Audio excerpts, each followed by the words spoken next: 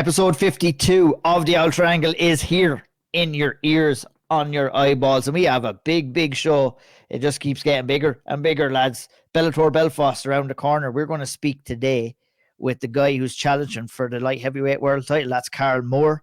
We also spend some time with James Gallagher today on today's podcast. Ciarán Clarke also joins us as well. So a trio of interviews heading into a big card in Belfast this coming weekend. Plus, we got a shit ton of other Irish MMA stuff to talk about as well. And we're going to get straight into it. As always, Andy Stevenson, Caoilte Barra, along here to help us through the podcast. We're talking a little bit more about PFL, Iúr, Clan Wars, and just a roundup of the overall news. I hope you're keeping well, lads. We won't go into ins and outs and what we've been getting up to because we've got lots and lots to discuss today. You want to hear about my weekend now? I'm going to have to keep you on the leash this time, man. I love it. But look at Bellator Belfast. It's coming up this weekend. A monster card. Karl Moore, Corey Anderson is your main event next weekend. Excuse me, next weekend. And we have the co-main event, featherweight title shot. All the guys that we mentioned, of course. Nathan Kelly, two Nathan Kellys on the card as well. What's the thoughts? Anyway, first of all, lads, we'll talk about the card overall. We'll bring the interviews in throughout the podcast. What's the thoughts on the Bellator Belfast card overall? It's shaping up as quite a decent card. You know, lots of wondering what the current situation of Bellator is after the sale, but they're bringing a solid card, Andy, to Belfast this time around. Yeah, I think it's a brilliant card, to be honest with you. You got two title fights up at the top, and you've an Irishman involved fighting in front of a hometown crowd. That's you don't get that too often, and it's a deserved title shot as well. So I think this is a great one. Obviously, Corey and Karl at the top of the bill, Patricio Pitbull fighting Jeremy Kennedy, and then I love that they have James then in against, thrown in. We talked about him being thrown in the deep end against Kennedy, but he's still thrown in the deep end against Higo, even though Higo's coming up a weight class. I think that's a solid fight, and he's, as you guys will hear from James in a little while, he's very confident heading into this one, and he thinks that he can really jump the queue essentially here to go right into at the top. So we obviously have those guys. I love that Fabian Edwards versus Aaron Jeffrey fight. We've got a lot of good matchups that don't involve Irish fighters, which I found that a lot of the time, you'd have these matchups coming over to Ireland and they wouldn't really get your juices flowing a whole lot, or they may underperform. So I'm happy with this card. I'm raging. I won't actually get to go to it, but I think it's a solid offering, and interesting to see how Bellator continue on with these Champion Series cards moving forward for the rest of the year. Definitely is. And look at it was something that we kind of talked about, Caoilte, wanting to kind of see a little bit of a refresh in terms of maybe a couple of world title fights, and Bellator, in fairness to them, they have been delivering over the last number of events, and they're delivering again here, two title fights at the top of the bill. Like, obviously we'll get into them a little bit more after they happen, but anything else on the card for you that's sticking out that you're really looking forward to kind of seeing up in Belfast? Overall, no, not really. I think Andy's covered it pretty well there. The whole card it's quite strong. I think I have that natural criticism of I would love to see a few more Irish fighters added to the card for a bit more Irish interest. Cool opportunity for Nate Kelly and Jordan Elliott to both of them get to open the card in an amateur fight. I think that's it's cool to see that kind of Bellator PFL are staying true to that, pathway they're trying to create for one or two amateurs. So it's an interesting addition, and then the overall fight card's pretty good, but yeah, no massive complaints outside the one I've just given about the lack of Irish talent in portions. But yeah, good card overall. That's right. It's actually, I have an interview up with Nathan Kelly, who is fighting on the card, and one thing we said, Andy, was we want to see these Irish fighters being put on these cards and being active. And it was actually speaking with Nathan. He's actually one of the few that haven't had that problem. Fought 3 times in 2022, fought 3 times in 2023. Bears no relevance to him, speaking to him about his placement on the card. Also the fact that it's under the Bellator banner as a part, who is a part of PFL right now. But, going from that main event slot last time in Dublin to this, he says he just wants to get in there and perform. How do you feel about that card placement? I mean, like it's a bit bizarre when you have someone in a a headlining slot to then kind of buried in the prelims. I think it's very bizarre. Now, look, when you look at the card, it makes sense where, you know, what's up there at the top, but it's just, I don't know what the strategy is there. You would have liked to seen him maybe open the main card. If they're positioning Nathan as a headlining fighter, well then surely he should be, you know, the likes of, say, like they've Ciarán Clarke is someone they're invested in, they have him headlining the prelims. If you're still showcasing Nathan, then would you not put him maybe, you know, opening the main card or something like that, even if you do have other fights that are, you know, from a Bellator perspective under that banner, you have the likes of James Gallagher, who's a proven commodity, a big ticket seller. You have the title fights at the top of it. I would have liked to see him in a bit of a different spot, but yeah, look, if it's activity, then great, but I don't know. It's a difficult one. It is a difficult one. Yeah. It's one I asked him, and you know, he gave a great answer. But at the end of the day, he's in there against the most experienced opponent that he will face off against in Vikas Singh Raheel. You know, another one which might lead us into our first interview with Ciarán Clarke as well. You know, matchmaking and placement and stuff like that is a kind of a hot topic in this interview with Ciarán. But another great opportunity for him to go in there against a young hungry guy in Darius Maffey. Recently off signing a new contract, which he talks about in the interview. But very excited to see him in action. Caoilte, before we go to that interview, James Gallagher, Leandro Higo, Caoilte, that has big title aspirations on it for James. We'll hear that a little bit later on. But, you know, a lot of the fights on this may lead to more interesting fights on the announced Bellator Dublin show, which was announced for June 22nd, I believe. You know, there was a bit of mix-up on dates there. But, yeah, that's going to be very interesting, and we'll definitely be keeping one eye. Thoughts on James's fight with Higo, and if it's enough for him to get a title shot? Love the fight. Sure, it's one that we've been waiting for quite a while. It's a brilliant, not clash of styles, but kind of just the matchup itself. It's, you know, it's fireworks in the waiting. Really, like you could have some really good grappling scrambles there. We might even see the two of them maybe cancel each other out in the grappling and square off on the feet a bit more. But either way, it's a really exciting fight, and I do think that this could be enough to land himself a shot at the title in Dublin if he comes out and is completely fine to fight in the card in Dublin, especially since he was already originally scheduled to fight Jeremy Kennedy. Like, so yeah, I think it's more than enough, and it's nice to see that, I guess, evident progression that he could get a title fight on the back of this. And maybe some people might think he's skipping the queue, but look, if he wins this one, he's more than earned it then, because it's a very good win under his belt.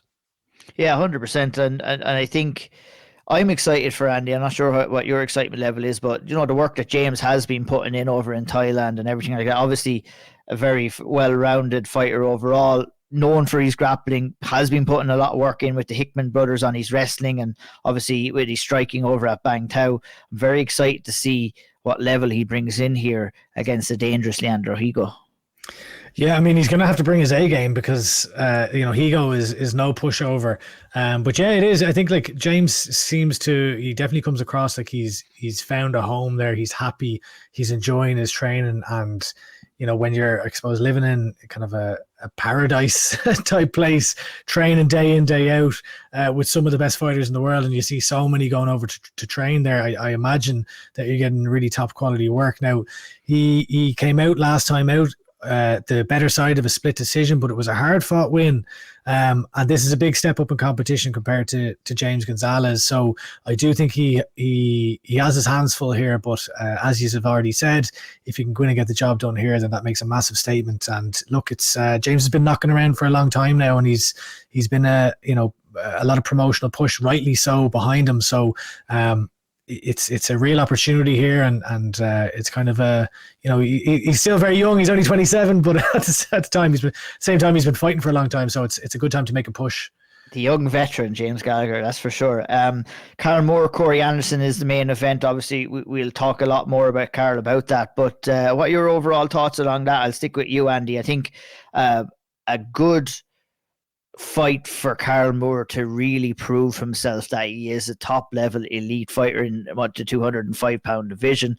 You know, he's already somewhat proved that in the run up to this fight with some great wins, but this is what you dream of. This is the big opportunity for him, and you know, he expresses how much it means to him in our interview later on. But huge fight for Karl, and you know, a really good fight to top the bill as well. Almost, you know, with Leah and Sinead, that was good as well, but this is the perfect fight to top the bill on this card, the way it is laid out already. Oh, 100%. I mean, you've got a guy fighting for a world title in front of a hometown crowd. It's bread and butter main event. And I think it's brilliant. Like, Karl's not a guy who's out there on social media a lot calling for shots threatened, but he's really punched his ticket here in the right way under the Bellator banner. He came in after a period of inactivity, went in against Lee Chadwick, he had his promotional debut after about a year after that Cage Warriors run. And then he was away for a few years. He comes back. He goes on this 3-fight streak of finishing at Albrechtsen, which was kind of like a bit of a comeback one. The Rosansky fight, and then the Polizzi wins. So going in here, undoubtedly against the most formidable opponent he's faced to date, against Corey Anderson. But what a way to do it. And I think this is a really big occasion as well for Northern Irish MMA and for Belfast MMA, because you know, there's so many of these shows that have been happening in Dublin. Everything is very Dublin centric, and has been for many, many years. But the reality at the moment is it's the Northern fighters who have been really pushing the way forward now in the last number of years for Irish MMA, with the likes of Reese and Caolan in the UFC, with Lee obviously doing her bit, and you know, the FAI gym is booming at the moment. Of course, we've got great fighters in the Republic as well, but Karl Moore now getting that opportunity, I think, is brilliant. And I'm glad that it's not in Dublin, because especially, you know, the numbers have kind of dwindled. I think it'll freshen it up a little bit, and I think it's earned. I think it's earned here for Karl. Absolutely, very well said. Last but not least, last of the Irish interest, at least on the card, Caoilte. We've mentioned Nathan Kelly already. Nate Kelly is back in action in another amateur fight against Jordan Elliott. Good chance for us to get another look at Nathan and his rise up through the amateur ranks, and he's building himself nicely there as well. What's your thoughts on that fight? Yeah, look, I think that fight's naturally going to come with a lot of outside noise and criticism from people, but it's a massive opportunity for him that no fighter would ever turn down. It's also a massive opportunity for Jordan Elliott. He's got the opportunity to put a stamp there on NPFL and maybe earn himself a bit of props and potentially get called back at some point. But it's great experience. They get to fight in front of a massive crowd at such an early point in their career, but that by the time these lads are going pro, they've already experienced what a big crowd is like. They've already experienced what an arena is like. So it's interesting to see that PFL are continuing, and it's cool to see if they're continuing with it and keeping the amateur fights going. I'd love to see if they're going to add a few more in future, and they're going to try and build up a few others. But yeah, look, cool opener to the card, and delighted to see it still happening. The two lads get their opportunity. Big time. Love it. Like I said, we'll hear from James and Karl a little bit later on. What we're going to do right now, we're going to head straight in to talk to Ciarán Clarke ahead of his fight. He takes on Darius Maffey in the bantamweight division. We'll head on over and hear what Ciarán has to say about that fight. Ciarán Clarke is back with us on the Owl Triangle right ahead of his Bellator 302 fight up in Belfast against Darius Maffey in the bantamweight division. Ciarán, glad to have you back. Thanks for coming on. Lads, thank you. Thanks very much. The last time we were talking to you, Ciarán, I guess in your career, there was a lot of things up in the air. You know, you were coming in, you were saying you were fighting the last fight on your contract. You know, as it turned out, you ended up re-signing with Bellator. But talk to us about some of the moments in time around that kind of decision. Did you test the free agency? How did you come to be to re-sign with Bellator again? And I guess, you know, there's a couple of big decisions that had to be made there, I guess, after your last fight. Yeah, of course. First of all, that came as a surprise to me, because obviously what was up in the air was what's going on with Bellator, and were they getting bought, or were they getting scrapped, and obviously that left us all in a bad situation, you know. So I hadn't really, you know, really hadn't a clue. All I knew was it was 8-0, and it was the last fight of my contract. It was due to that it was expired through time, and yeah, so I didn't really know what was going on. And then pretty much the week after the fight, I was actually waiting holiday, and John was sent over a new contract with Bellator, and I was like, no way, like I didn't expect that, like, I was like, what's going on here, like, and obviously then PFL acquired Bellator, and everything was everything was set in stone then and stuff. So then that gave me a bit more of a clear path then of I suppose this year and where to go forward, and then I was just happy enough to keep things going then, the way. So yeah, was it a thing that was on your mind maybe more than you would have liked heading into your last fight? Obviously, with that kind of situation dangled over you, a lot of uncertainty, like, around here with the takeover, what was going to happen. Like, it must have been a little bit of a distraction at the very least for you.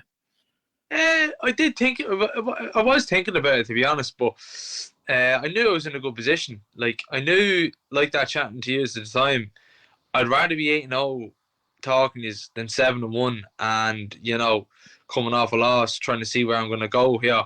So that's what I just knew I needed to focus on, rather be 8-0. And and then when I did get the win, thank God it was, right, the ball's in my court here now. And like that, I didn't have much time to think about it, to be honest, because it was fairly upon me. Like, it was like the Tuesday after the fight or something. Like, it was like, and that was it then, so here I am now, going into my 9th professional fight and my 3rd contract with Bellator now, so. Not doing too bad at all for yourself. Look, you wanted to come in 8-0. You did that. You went out there, got the arm triangle on Gorney in your last fight. Were you happy with the performance, how it went? Was it exactly how you kind of visualized before the fight went down and everything like that? Yeah, it was, in the sense that without getting caught with the kick at the start, the first one, that was obviously, I got caught, fairly, and then obviously the second one then was completely illegal. You can't prepare anyone for that because it's a legal shot. But other than that, like the first kick, say, and the second, obviously, I was fairly comfortable, to be honest, and so I was happy with that.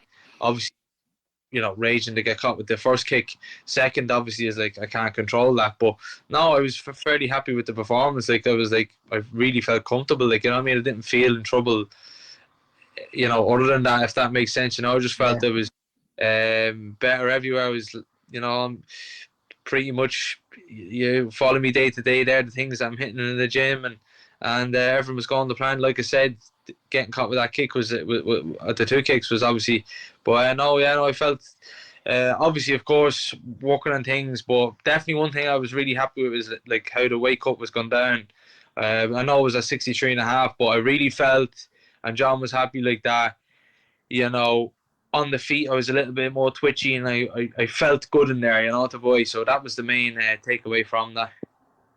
The legal shot was something I was going to kind of go down the road. That was a ferocious shot that you took illegally, obviously.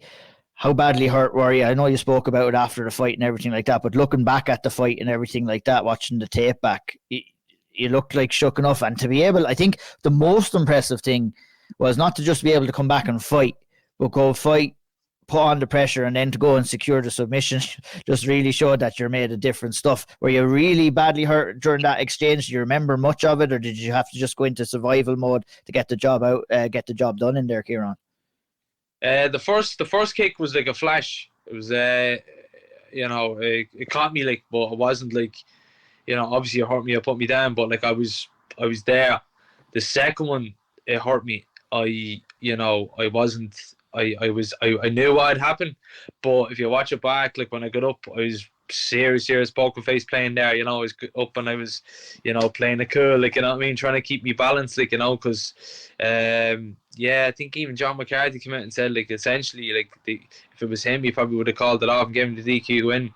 Thankfully he didn't, because I would have been absolutely raging. Like I said, I really felt I was just much better than the fella, and I knew I had his number, and that's why as soon as the fight restarted, I was just on him, and I was like, I have this fella's number here, and I was so happy it ended like that, because I'd hate to get a DQ win like that, and over a fella that I felt like, other than the first kick, as I said, I should have probably gotten the first round, to be honest, so like that, I was really happy. But trust me, I was hurt. Like, if you watch it back, like, I was probably sure. Like, I was definitely playing a poker face, and but to be fair, I did come round fairly quick, but it was initially when I got up off the ground, and I was giving them a few seconds, but like, you know what I mean, I did have to compose myself, but like that, and I think that's John has come out and said that as well, like that in those moments, you know, you're able to stay calm, and that's a big thing, and obviously in those certain circumstances, you know, the boy.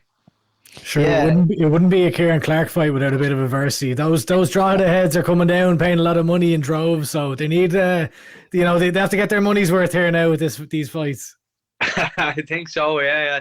I think I need a knock to wake me up or something. I don't know what it is, but That's what I was going to say. It's almost like you have to give these lads a little bit of a chance and let them kind of get the first one off for you to kick into gear. yeah. Get John to start doing the Brad Pickett before the fights, I think. Slap across the face. Oh, maybe, yeah. No, like that. I think that's it as well. You know what I mean? And even looking at some of the fights, you know, giving them, and that's, you know, I know it, you know, it's not the best way to fight, but and it's definitely not intentionally, but like that, you know, John would be very smart when he talks about his coaching and his mentality and stuff, and there's even the certain ways we train and stuff, and when, you know, if you're giving the lad an arm there and he thinks it's really on when it's not, or you know, you give a lad the back, and you know, like say Pedro Carvalho for instance, like he'll just give you his back, and you think you're on the back, next minute a bang, and you know, that's just it's demoralizing. You know, oh, I had him there, and you know, and that's how he breaks lads. You know, the way. And obviously, you know, looking at Jeremy Kennedy, he did his homework on him, not taking the back, and you know, he was smart. But like that's, you know, that's the game as well. Like you give him that, you know, give him that inch, and he tries to take the mile, and it doesn't work out for him. Now, like that, as I said, I'm not giving them them inches. You know what I mean? I don't want it, but like that's just all. It's all mentality. It's all. It's in, and I know that as well. I know that in there. It's like he thinks he has me here, and he's gonna either, you know, he's expended the energy, or he's gonna go for it again even more, and think, you know. So it's again like that. That's probably down to experience and stuff in there as well. Taking shots like that, Ciarán, obviously gives you the confidence of knowing that you can take some heavy shots, but also at the same time, like you've said, and like we've chatted about a couple of times before, you don't want to be going in there and going through those kind of scenarios. You'd prefer to get maybe a little bit more of a cleaner win. Is there a mental block or something that you have to kind of do where, you know, you're not overthinking that? Like, obviously you don't want to, you're not going in with a mentality that, yeah, I'm going to get hurt first before I go on to finish. But how do you kind of process that? Because it has happened in a couple of fights now, and, you know, obviously you don't really know what's going to happen down the line as well. But is it something that you overthink? You might have been guilty of overthinking, or do you just put that by the wayside, put the blinkers on, and just concentrate on the task at hand? I think I'm an honest fighter, you know, with myself. And what do I mean by that? I think a lot of lads are a bit delusional, and I think they're going in there and they're just going to go in and just steamroll a lad. And I think for me is like, I'm fully aware. You know, I've done, like I've over 30 fights, lads. You know what I mean? I've made that walk over 30 times. I think that's could be that. I'm not sure how many number of fights now. It's over 30 anyway between pro and amateur, and I like, you know, I think these lads, you know, it's false confidence. Or maybe they don't believe it really.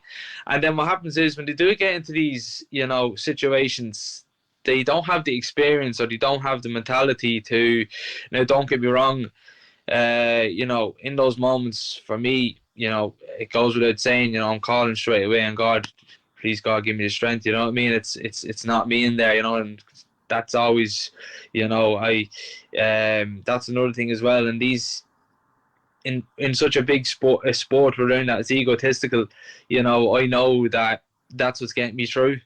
Whereas, like I said, other lads, I think, you know, as we all know, if you put your trust in yourself, a lot of times we you know, we let ourselves down, or other people. Whereas when I literally, as soon as I'm getting boom, it's just like, please Lord, give me the strength, and it's just getting me through, and I know I'll never be steered wrong. And in them moments, that's who I lean on, you know what I mean? And that's it, like, you know. And again, down to the experience as well. Like, I mean, and my mentality. I'm known going in there in a fight. You know, you're going in there and you're going to get hit, and you're going to, you know what I mean? You have to train for these moments, you know. And that's another thing as well, to be sparring and stuff as well. Like, I'm sparring that I'm not shying away from the, you know, the tough spars. I know the spars I need to be doing.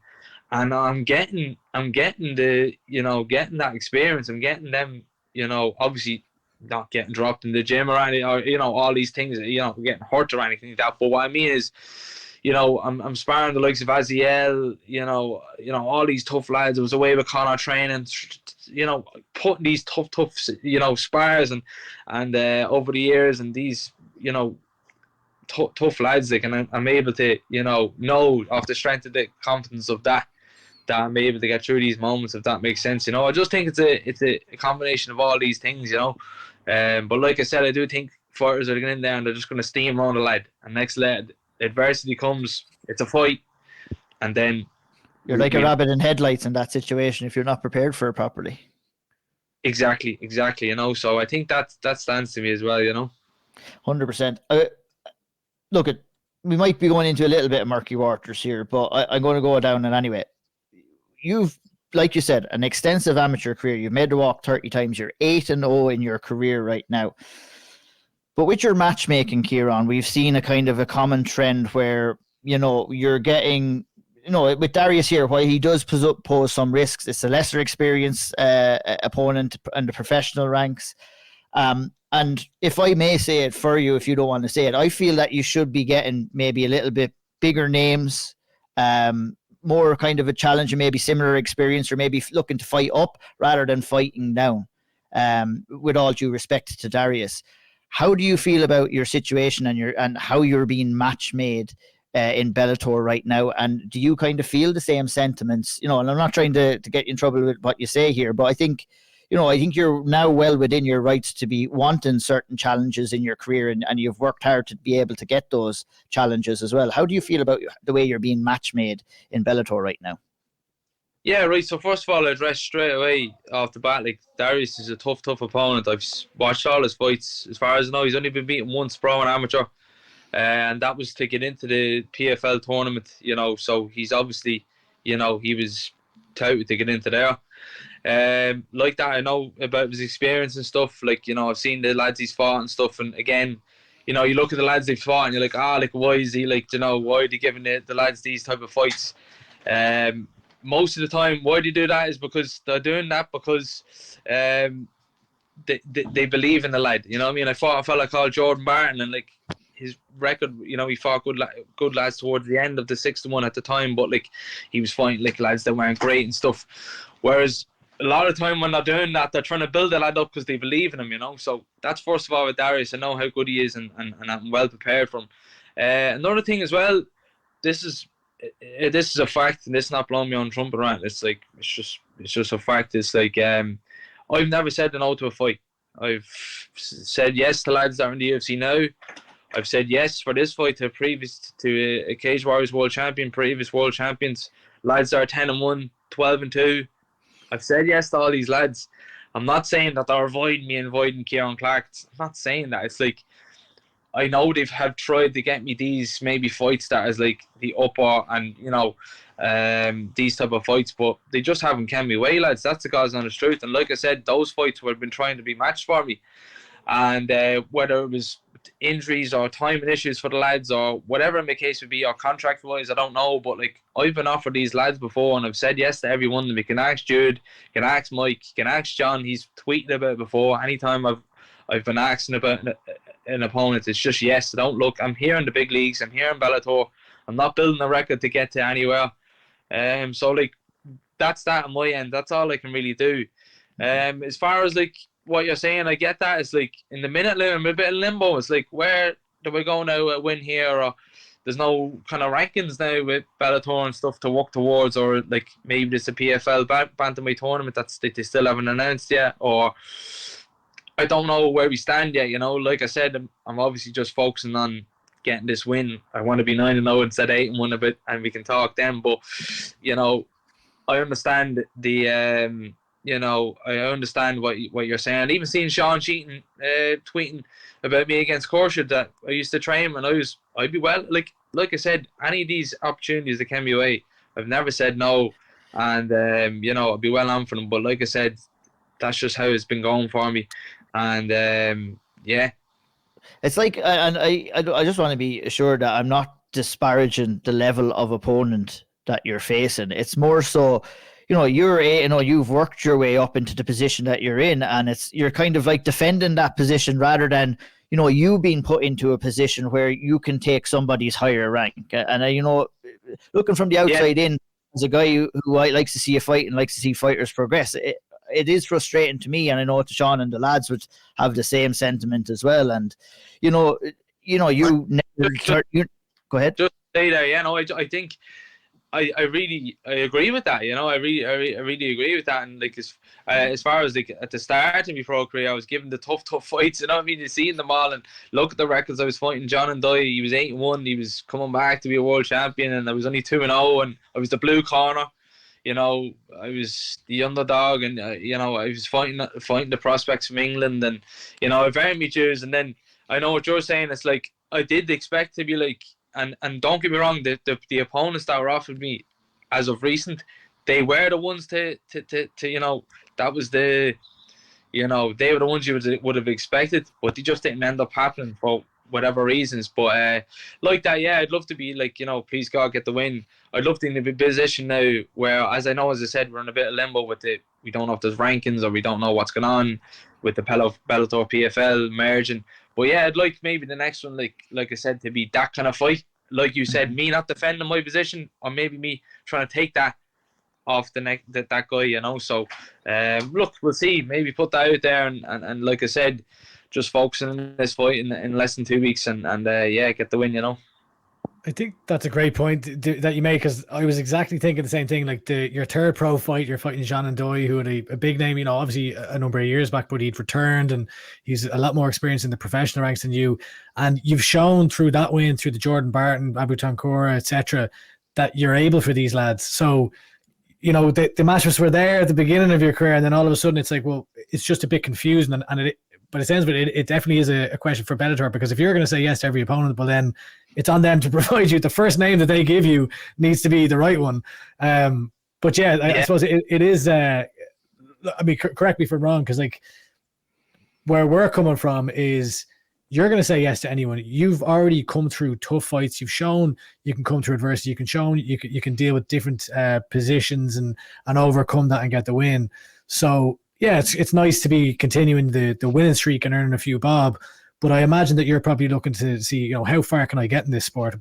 Can I get towards title contention, which is obviously a long way away when you're fighting the lads that you're fighting against, if that makes sense. Yeah, no, of course. And like that, as I said, it's just, it's not much more to say in that, really. And, I just think, like that, as I said, I'd love if that fight was the next fight. Please God, as I say, get the win now next 2 weeks, and I'd love to be in that position next. And like I said, because of the stage we're in with the limbo of like, where do we go? Put this guy, with the whole, because it was a bit more concrete in Bellator, and maybe that wasn't our plan, but to walk me towards that. But it was a bit more okay. You could see, but now it's like, where do I, and like that, I'm 29 in May, and I feel I'm this new weight class. I feel really good, and I'd love to have a really good crack at that. Then, you know what I mean, and then again, like that, as I said, I don't know where the path is, but like I said, I've always said yes to an opponent, and it's just it's probably a pain in the arse for you to have to even answer the question, to be honest with you. I feel bad, but maybe without ramming on, we can finish off with this. But do you think, with a win here, that you would be a little bit more comfortable about saying no to certain fights rather than saying yes to anything that's presented to you? No. I feel kind of weird, because it's like, I just don't say no, you know what I mean? And I knew that. I was like, there's no point now. He's not saying no to. You know what I mean? I wouldn't, like, imagine you were in that, and like, don't get me wrong, that is the sport, and I understand that, but I'm just not in it to be saying no, like, you know what I mean? And actually, it was getting to the point, it was 6 weeks out, and I was like, I had no opponent. I had a date. I was training for a date, but I had no opponent, and I was like, who's going to make bantamweight in 6 weeks? And I was like, oh, like, are they going to start trying to throw the featherweight at me just to make the matchup? And I didn't really understand, you know what I mean? And then again, I would have said yeah to that as well, you know what I mean? So like, maybe I'm just too much of a yes man, you know what I mean? But like that, you know, like I said, if I'm 9-0 now next one, it could be maybe more of a maybe get me to the States, maybe because you know they're planning to have 2 in the States, or again maybe the PFL Bantamweight tournament, or who knows? I don't know. Again, like I said, I have this now, and but yeah, I suppose a better conversation to have. It was a few months ago. It was like, where are you going now? It's like, well, maybe after this, maybe some big fights, or but like I said, lads, it's not down to the fact of, you know, me saying yes, because I've always said yes. I could show you the message between myself and John, and again, he's been publicly saying that, and you know, I've had Josh Hill call me out, and I've retweeted it. I've you know, Mike was tagged in it, and you know, all these things. And again, like, I'm not that type of fella, as you know. I'm going to be starting, I want to fight this fella, that fella, you know what I mean? If the contract's in front of me, I'm going to do it, you know what I mean? And that's just it. Like I said, I'm in Bellator, I'm in PFL or whatever, where you know, the 2 avenues are open for me now, and that's it, you know. Well, the communications that we've had, or at least a while back anyways, that Bellator will eventually cease to, you know, to operate. Now, whether that actually happens or not, who knows? But like, the conversation we're having here, we then look at PFL, where they're a very tournament heavy style. That kind of sounds like the perfect solution to this, where you go into a tournament, it's a sport perspective, and you fight a guy, you move on, you fight the next guy, you move on. Does that appeal to you? Like, is that your ideal scenario? Yes, to be honest. And I'll tell you why, because you know, the schedule, number one, you know, I just think from being an amateur and fighting so often and stuff like that, and don't get me wrong, like, you know, 2 fights a year, because genuinely, lads, a lot goes into this. Like, seriously, I don't know about anyone else, but like, I know for me, like, you know, it's, you know, you can round the twist with it, like, you're thinking about it, like, you know, it's full on, you know what I mean? And that's what you need to be where I am, you know what I mean? And sometimes I need to, like, you know, kind of like snap myself out and like, okay, we're like, you know, chill out, you know what I mean? But it's full steam ahead. Like, it's just a constant obsession, constant thinking about it, you know, when you have something coming up. So again, like I said, maybe to cap it off, maybe to get something like that to work towards, like, because I'd love to know a schedule, like, you know, 6 weeks from now, and next fight. I'd love that, you know what I mean? And then there's around that, you can kind of,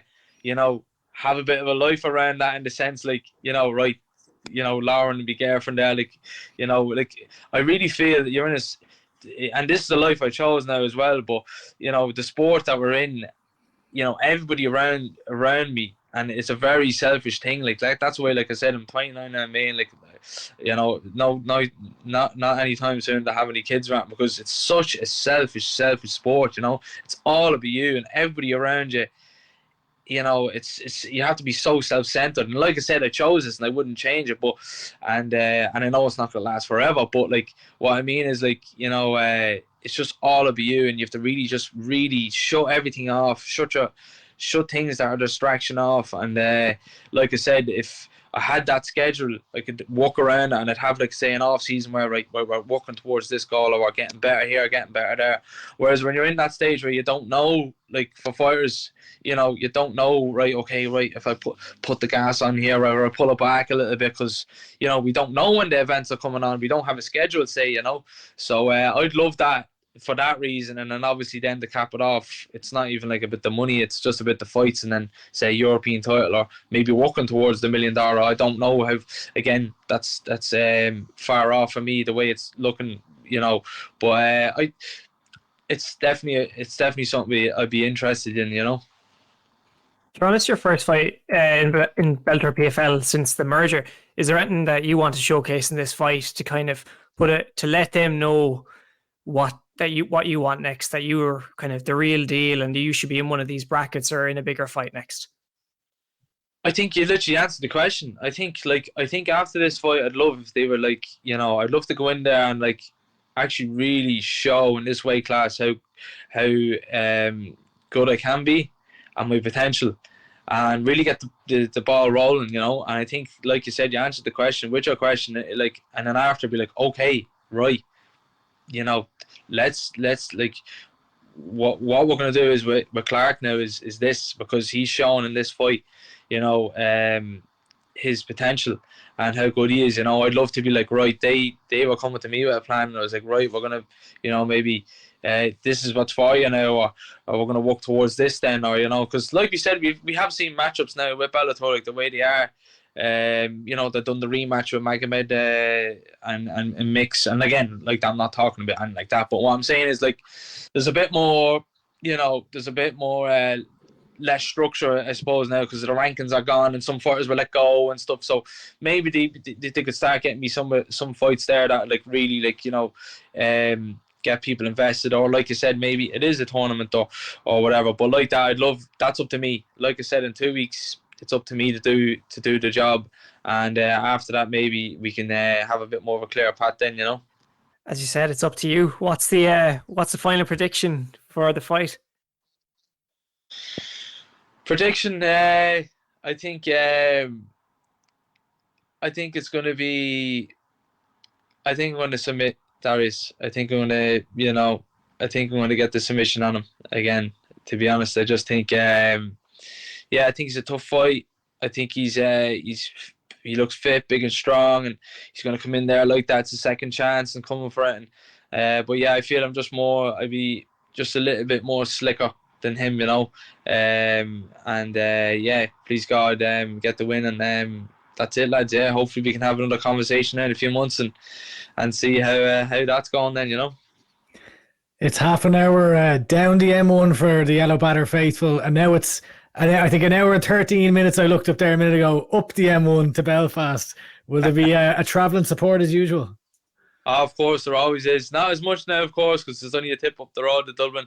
But yeah, of course, there's going to be a good support from me as always from Drogheda, and like that. You know, with this time as well, I didn't have the physical tickets to sell or anything, so definitely a bit of a difference. But like that, always great support, and obviously with the lads fighting from the gym, Karl, big fight, 2 Nate Kellys, and James is coming back as well, and you know, so I mean, it's going to be a great night for the gym, and like that, always great support from the town locally, you know. Fair play, Ciarán. We're really looking forward to seeing you getting in there, putting those skills to the test. Thanks for taking the time to speak with us this weekend. Coming, Ciarán Clarke. Oh, maybe before you go, we ask Karl Moore, Corey Anderson main event. How do you see that fight going down? Are you looking forward to watching it? Yeah, really looking forward to watching it. Karl is, like he was away there recently as well, training with some of the I forget the UFC heavyweights name. I follow him. Johnny Walker. Yeah, no, not Johnny Walker. Oh no. The guy, the English guy, he was on the Contender Series recently. Mick Parkin, was it? Mick Parkin, yeah. Yeah, that's the one. And he was overtraining with those lads and stuff, and obviously he's great help from Big Wiggle Thorry in the gym and stuff, and even had Pascu over from the gym recently as well, so he's getting great rounds in with everybody, and I think it's just gonna be full circle for Karl now, you know. I actually believe it. I think he put up a post recently about him fighting in the King's Hall, and I was actually at that. My coach at the time, Conor Dillon, was fighting in the King's Hall that night, and he made his amateur debut, I think he was saying, and he knocked the guy over a knee, and I remember even watching Karl then, like, you know, and now he's fighting a Belfast main event for a world title, and like, he's a world champion anyway, you know, so I just think it'd be class, it'd be full circle for Karl. And I think it could be 5 rounds though. I think Karl could beat him over the 5 rounds. Like, you know, I think it's going to be a good fight. Like, you know, I think it's going to be like that. It's going to be nick a round or 2 each. And but I think Karl will ultimately get the win. Yeah. 100%. Really looking forward to seeing that. Really looking forward to seeing you back in there as well, Ciarán. Darius Malfi is the name. Saturday night, March 22nd. Friday night, excuse me. March 22nd. I know Bellator got the old.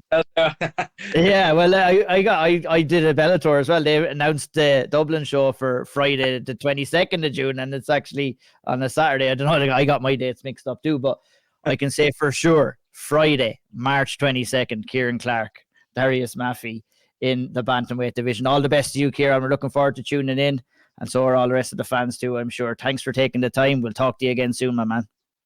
Cheers, lads. Thanks a million. All right, boys. Big news dropped yesterday. Well, at the time we were recording was yesterday, and it's absolutely massive news. Omran Chaaban, Paddy McCorry in the next season of The Ultimate Fighter. They're heading over to Las Vegas. They're going to the Ultimate Fighter house, along with Cage Warriors Nathan Fletcher as well. But we'll concentrate on Omran and Paddy. And I guess, the lead into this chit chat is, number one, it's fantastic to see guys like Omran and Paddy, and I think you kind of encapsulated perfectly, Andy. I think I seen a tweet that you did. Guys who have invested in themselves, in Paddy and Omran. We have had both of the guys on the Auld Triangle, and they've been telling their stories as well. So for them to be getting the opportunity is great, and I think on top of that, for Irish fighters or Irish-based fighters to be going over there, not that there's anything wrong with being,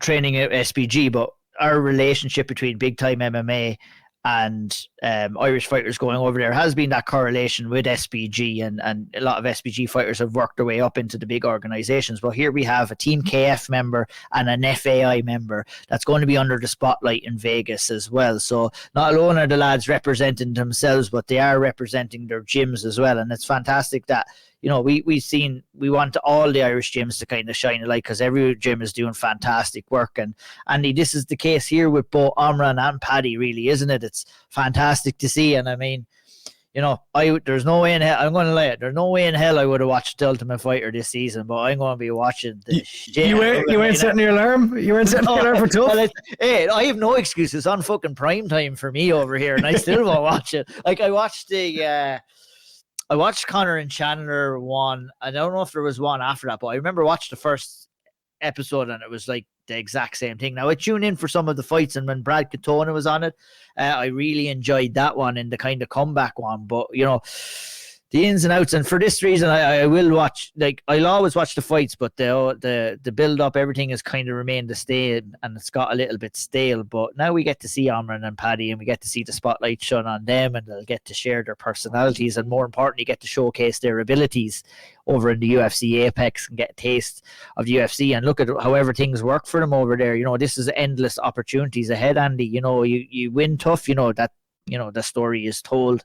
You do well on tough, you could get other opportunities within the UFC as well. So very, very exciting times for the both boys, and it was news that I was very glad to see come up on my phone, and very excited to see what happens. What are your thoughts? Yeah, I was delighted to see it too. Clearly, Irish MMA is single-handedly saving the Ultimate Fighter. They've gone with McGregor last time, Lee Hammond, Brad Katona, and now we've got the two lads, Paddy and Omran. Yeah, and to what you said, I think you're spot on. It's brilliant to see two lads from two different gyms in here, and we've got the added little twist or flavor, because like I'd say they probably have, I think the FAI and KF have a good relationship. They go up and spar, and sometimes will come up and down to each other. So they may have trained together. I can't remember offhand, but there is a possibility that the two lads could end up squaring off against each other. So in an ideal world, we could have a final, a tough finale with two Irish lads. You won't know what to do with yourself, Andy. An international domestic fight we could have. I will be salivating. I'll be taking the day off work. I'm like, no, don't talk to me. That's it. No, do you know Omran and Paddy are fighting on the world Close stage? the blinds, get everything ready. But yeah, obviously a lot of moving parts to get to that. But look, it's brilliant.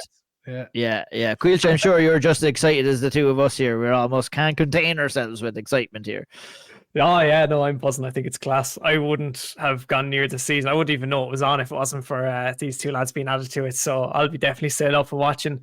It's brilliant to see. It'll be interesting to see how Omran handles competing at middleweight. So there'll be a lot of lads who compete at that generally, but Omran would have been obviously at welterweight He did compete at middleweight, but earlier in his career, because the last number have been at welterweight. And we have seen fighters before that, you get a knock on your door, you get the opportunity to compete up in weight class. I've seen it time and time again in the Ultimate Fighter household where fighters will fight up a weight. Just, getting your foot in the door. That's what it's all about, isn't it, Caoilte? That's it, yeah. Like if it pays off, then you're set. Like you're in the UFC, and it'd be brilliant. Hopefully, like we didn't get to see it with Lee Hammond, where although he had a great performance, albeit he lost, didn't get the opportunity to even fight one of the finale cards, which is usually a thing. So I really hope that regardless of what happens, we get to see the two lads just get an opportunity to compete in the finale card. If God forbid nothing doesn't go well on the actual season, but overall, yeah, can't wait. I'm interested to see how some of the how the house might deal with the Irish banter from the two of them as well, especially Paddy. I imagine the Northern Irish accent might catch a few of them out. Yeah, I love how it says West Belfast as well. Not just Belfast, West Belfast. Absolutely hilarious. But look at news that we definitely had to touch on. Definitely had to share our opinion. Very exciting news. Just, you know, it showcases the overall growth of Irish mixed martial arts as well, that the lads are getting their opportunity. We got to move on though. Like I said, swiftly moving along. Let's talk about PFL Paris. We have some good news and unfortunately some bad news, and we'll probably start with the bad news first. I'd love the opportunity to have come in here and break down the fight between Andreas Binder and the gentleman that he was fighting, which has slipped my mind. Yeah, Mark Ewan. Unfortunately, it was another slip up in terms of making weight for Andreas Binder. Came in over and the fight was called off. And look, it's very unfortunate news. And it's disappointing because, you know, all the time in the world for Andreas. Great prospect coming up. But this is his second weight miss in a row. And we're at a stage now where, you know, serious questions have to be asked and probably answered as well at the same time. And, you know, for a guy like Andreas, we've followed him on the up and he deserves opportunity like that. But, you know, now the question is, Caoilte, you know, does he try and get back down to lightweight again after two misses? Is it welterweight? You know, obviously his health is the most important thing of anyone. And weight cutting is one of the nastiest things in this sport. And, you know, we want to see not a guy that's going to kill himself to make weight, but we want to see a guy fighting at the best of his abilities. And, you know, maybe we'll get the chance to speak with Andreas and pick his brain on this, but very disappointing to see that. Unfortunate for Andreas, but look, it's the reality of the situation, and he has some big questions to kind of ask and decisions to make going forward in his career.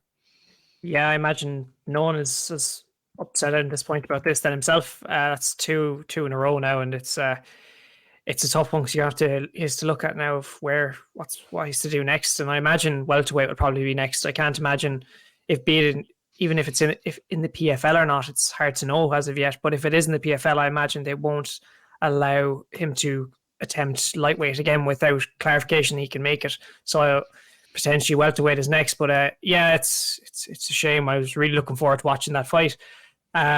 It was a big opportunity for him as well in the big stage in a massive arena full of fans where he could have made a big statement.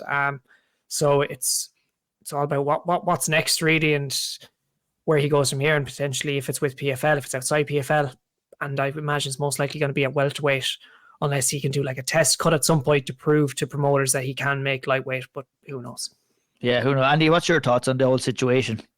I mean, firstly, I think it has to be welterweight. I don't think PFL can in good conscience offer him a fight. Like, there's no way that they could have faith coming in to the next fight to say, "Oh yeah, we'll give a fight at lightweight and it won't happen again." You know, this is twice in a row. And look, again, I think Andreas absolutely lovely fella. I think he's a great fighter, and I've all the time in the world for him. But you have to. It's job number one is making the weight. And here's the thing: I ran into Andreas on this Sunday before, so only a few days before, up at Iúr.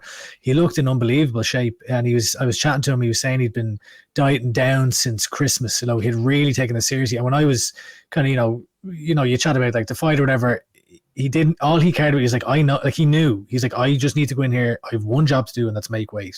So like I'm sure he's devastated, and like obviously, you know, him being devastated is no good to his opponent, or his last two opponents who've kind of shown up and done their part.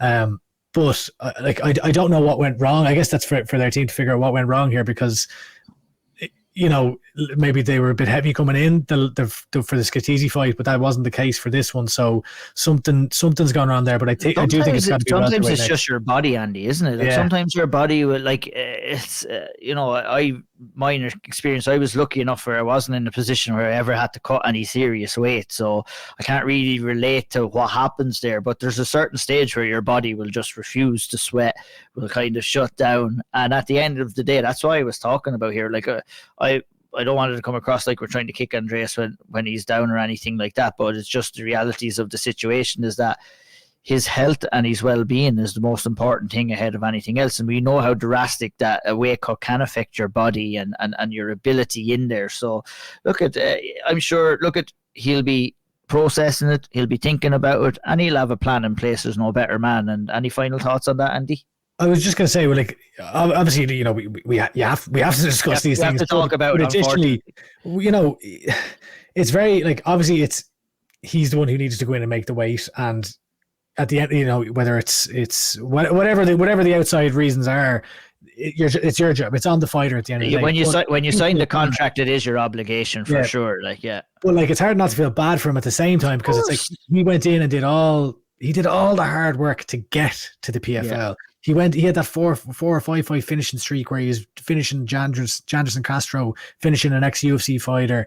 You know, you take a loss, but then you come back again and you go back to back, winning the title in LFL, and it's just unfortunate. But look, he's had great success at welterweight before, so maybe that is the move. He looks, and it's not all over for Andreas. Like, he's just going to have to reassess a few things, rejig a few things, and he'll be back. There's no doubt about it. He's got a strong personality, a strong mindset, and you know, at the end of the day, well, it is about Famila, and I say it again, we hope that he's healthy. We hope that the cut didn't affect him all that bad, and we look forward to seeing what the next steps are for Andreas. But it wasn't all bad news for Irish mixed martial arts on the night. We have 2 Italian fighters representing SBG, and Daniele Scatizzi and Claudio Picella, who were both fighting on the card. Mixed bag of results. Daniele Scatizzi in there against a really tough opponent in Alexander Shizov.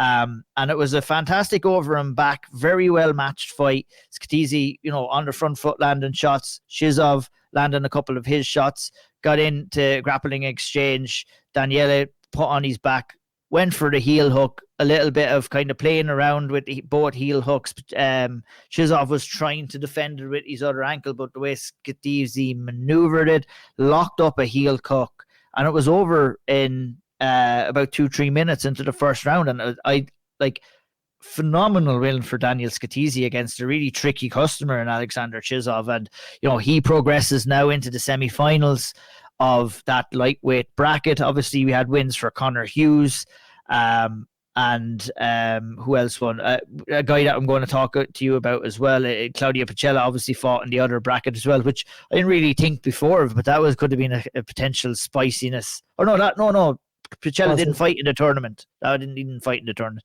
Never mind. But let's talk about Claudio Picella in a real close fight with your boy Patrick Haberera. Unanimous decision.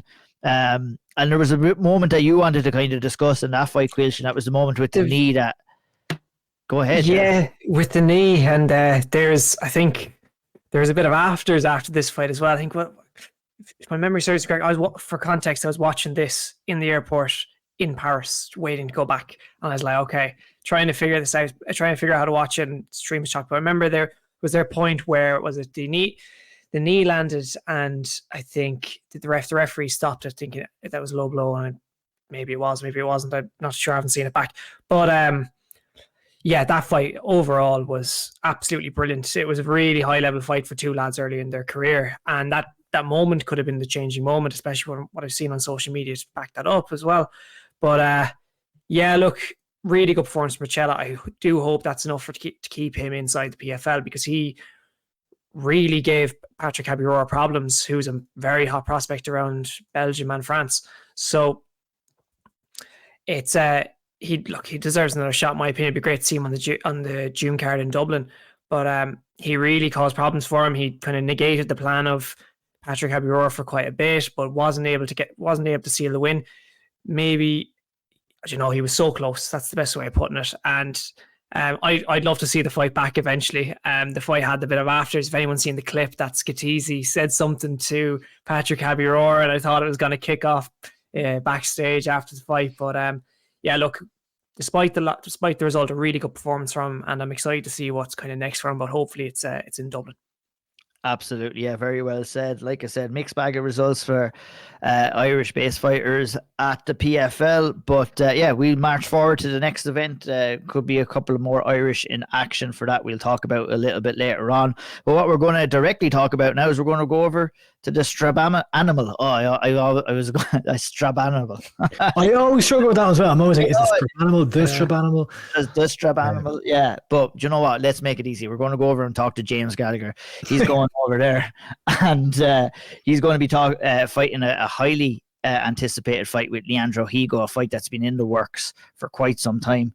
So let's head on over there and see what Jimmy has to say about that fight, and we'll be right back to talk some Irish domestic action. And now returning to the L Triangle, but also returning to fighting on Irish soil, James the Strabanimal Gallagher has a fight lined up in Belfast, and he is back. James, welcome back to the show. Thanks very much for having me on, boys. Good to be back. It's been the last 4 Bellator Dublin events has not involved James Gallagher. And the last time that you fought on Irish soil was November 2021. You know, not quite 3 years, but 2.5 at least. How good does it feel to finally be back fighting in Ireland? Man, this just feels right. You know what I mean? It's just, I feel like the stage I'm at in my career and stuff, I feel like I should own fighting here. Do you know what I mean? Like, I'm just on that cusp now of going for fucking beat Higo. I get the world title shot, do you know what I mean? And it would be just like a dream to have all that happen in Ireland in front of my own people. Do you know what I mean? So not that I'm like opposed to fighting in other places, do you know what I mean? It's always nice, but there is just nothing that beats fighting here in Ireland. Why weren't you? Like, I know, like, for the individual fights, like, there's obviously some cancellations and you've had some fights abroad, etc. So there's probably individual circumstances, but like, we've been just kind of screaming like, why we don't really get it, we don't understand. Why is James not fighting? Were you asking to be fighting in Ireland? Yeah, why? Yeah, I don't know why. So I don't know why. They were just like, this is your fight there. So the way I am, I just, you know what I mean? I'm only fight where they're fight or they're telling me to fight. You know what I mean? I'm not that. I just say yes to them. Always, do you know what I mean? So that's just the kind of where I'm at now. And so when they said about the one in America, I was just like, all right, let's fucking do it, do you know what I mean? But like, why not Ireland? Do you know what I mean? There's a show, like, there was one before or after that time, do you know what I mean? I was like, why not just do it then? But it's what it is, you know what I mean? Glad to be back now, you know what I mean? Fucking blow the roof off the place in the 22nd. 100%. Like, does it, when you get the contract across and when it has the location of Belfast, you know, does the excitement level, do they go up a little bit? Does it feel any different as you're preparing? Yeah, 100%. Especially, you know, like in those days, you know, during training camp, you have a bad day or something like that. There, you know, when the going gets tough, kind of thing. It's like then them little extra bits of motivation come into play. Do you know what I mean? It's like I'm fighting Belfast in front of my own people. Do you know what I mean? Like, just knuckle down. You've only a few weeks left. Just fucking know them kind of little talks that you have with yourself. So they're a lot more easier, especially when you're fighting in a place like home. Yeah, I mean, like, you were a huge part of the success of the Irish Bellator shows over the years. And I'm the original one that got all this stuff going. So I'm the original. Yeah, and like, there was some brilliant nights there, but I will say, like, the last number of events, the attendance figures, they were dwindling. Like, it didn't feel being there. It didn't feel the same as some of the earlier ones. Obviously, they've gone to Belfast this time, but you know, we're entering kind of like a new era of Bellator and PFL. What do you think that they need to do to kind of rejuvenate the Irish shows? Bring the Jimmy show back. So they do. That's 100%, man. I've never fought in a show here that it hasn't blew the roof off the place. Anytime the music drops, the whole crowd singing with it, the place is fucking packed to the rafters, and that's what needed to happen. You seen there was how it was when I wasn't fighting. Do you know what I mean? It was pretty obvious, but I think that's what needs to happen in a lot more of these big exciting fights. So it'd be nice if I win against Higo now in Belfast, pit him away in the first, and then first or maybe second, because he's tough. Get me the title shot in June in Dublin. Yeah, I mean, obviously, like, it's yeah, like, you're right. Like, you were a big part of that, and I do think that having you on will give it a much needed boost. But like, why is it you? What is it that the fans connect with? You know, the fans are rabid, but there is a difference in atmosphere sometimes. Like, what is the difference between when you're on a show versus not, or like, what is it that the fans connect with? You have to put on a show. You have to get something that's interesting and like they can get like an emotionally invested into it, and whether that's in a good way or a bad way, you still have to get it. Do you know what I mean? So whether they come to hate on you or they come to watch you win, you still have to get that. You have that kind of atmosphere because it's the contradiction of the both sides. You know what I mean? How people come to want to see him win, and then they have such a big people as like I want to see him get beat. So then when you do win, all the people that want to see you win are like fucking even more good. You know what I mean? They're more into it because they've proved all their mates wrong who thought you were going to get beat and stuff. So you just gotta have that kind of balance of it to get people emotionally invested. And that's why then when the music drops, people are singing along because everyone's emotionally invested. When I walk out, you can feel the energy of it, and I feel like people just don't connect too well with the crowds like that. They shy away from it, and they don't want that because at the end of the day, it's pressure. Do you know what I mean? But I'm like a diamond, mate. Shot like a diamond. Your approach or your personality has always been authentic, and I think that it's very clear that you have a lot of fans in Ireland, but you've always had detractors. You've always had lads that basically are looking to tune in to see you get knocked out is the blunt truth of it.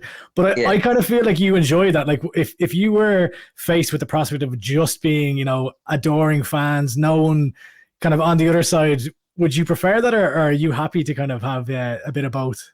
Nah, I'm glad to have both. You need both. Do you know what I mean? You need that to see who you truly are. You know what I mean? You need to test it like that. Do you know what I mean? You can't have everyone just praising you up. You need to pull back, and you need things put in your way, and you need to, do you know what I mean? You need to be faced with them challenges to see where you're really at up here. And yeah, you're right. I thrive off it. So I do. It's like right, we'll see. Do you know what I mean? Wait to see the work I'm going to put in. Wait to see the training camp I'm going to have. Wait to see what I'm going to do when I walk out there. Wait to see the show I'm going to put on. Wait to see the crowd take the roof off the place. That's the kind of mentality I have towards them people. Obviously, going into your last fight against James Gonzalez, I guess the monkey on the back, for lack of a better term, was to get back in the win column. You got the win. You moved back to 145, got the win. But now, and we'll talk about the Higo fight in a minute, you were originally scheduled to face Jeremy Kennedy.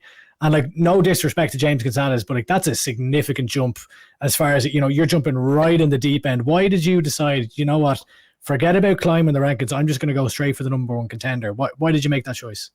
Because I can do what I want. It's a simple answer. Do you know what I mean? It was put on the offer was there, and I was like, do I want to do that or do I want that? I was like, well, I want to fucking do that, so let's go.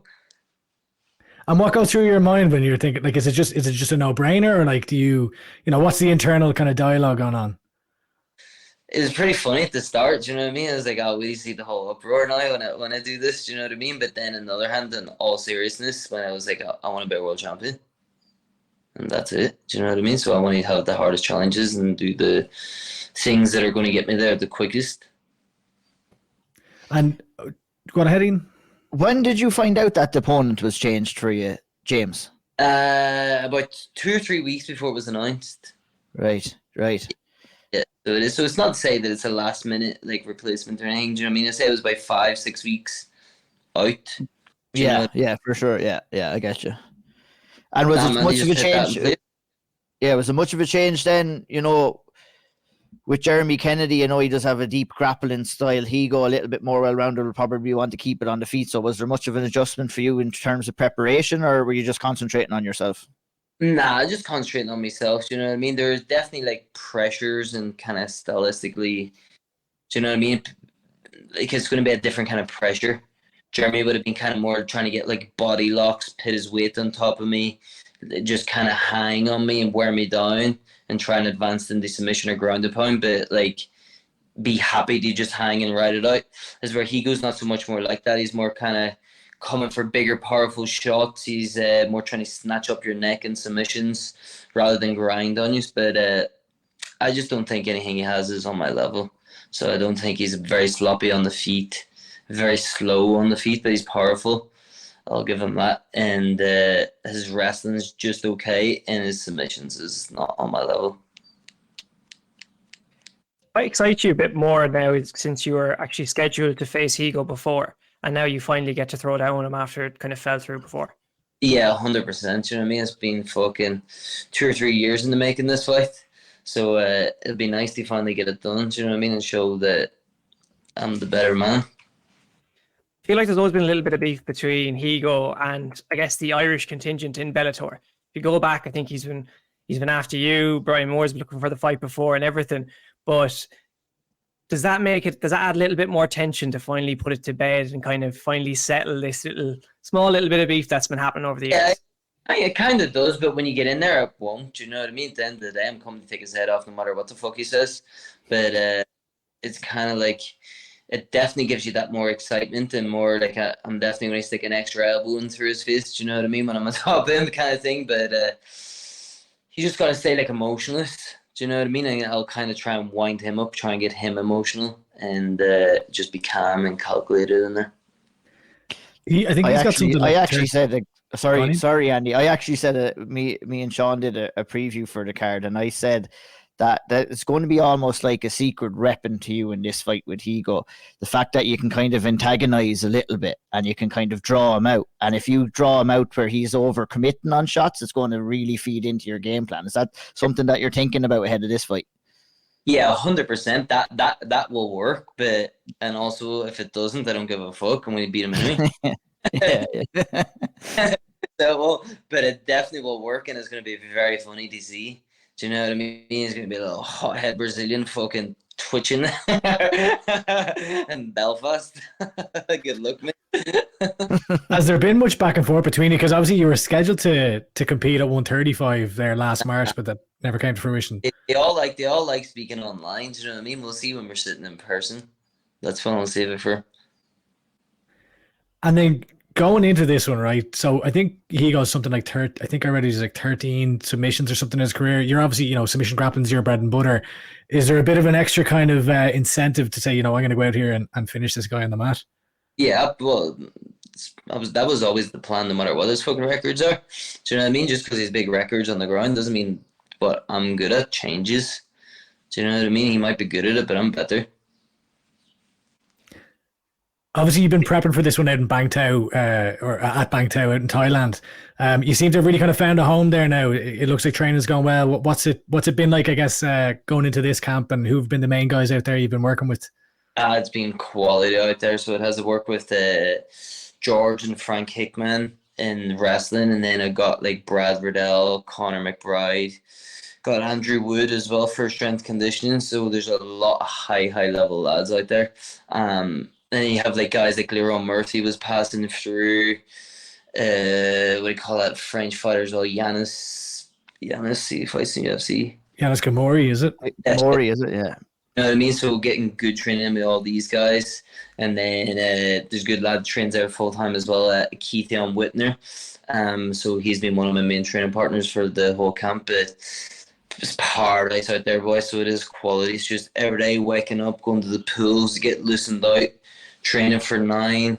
Do you know what I mean? Training for a couple hours, back to having lunch by the fucking beach, back to the gym that night. Do you know what I mean? And then saunas and ice baths that night, early night, and back on the grind the next day. Do you know what I mean? It's just like that continuous. It sounds. Go ahead, Ian. I spoke with Max Lally actually yesterday, who said he was out there. Yeah. Yeah, and I was asking him, and I guess I'll ask you the same question. I would imagine it'll be a similar answer. I just asked him, a lot of people are being attracted over to Bang Tao, and especially, the environment that the Hickman brothers have created over there. And that's what Max said he and a lot of other people are really feeding into, and that's what attracts him most over there. The gym environment, which is obviously very, very important there. And I'm sure you could probably echo the same sentiments, James. 100% feel the exact same. It's kind of like if you don't show up for the second session of the day, everyone will be like, where have you been? Do you know what I mean? Kind of thing. So it is, so you're always like held accountable, and the boys are just like, they're really, really good at keeping the gym fun. It's always a good environment, smart training, but also very, very hard. Do you know what I mean? But there's never any problems on the mat. Everyone's always trying to help each other, push each other on. Do you know what I mean? And then not only that, the techniques and the stuff that's been shown is world class.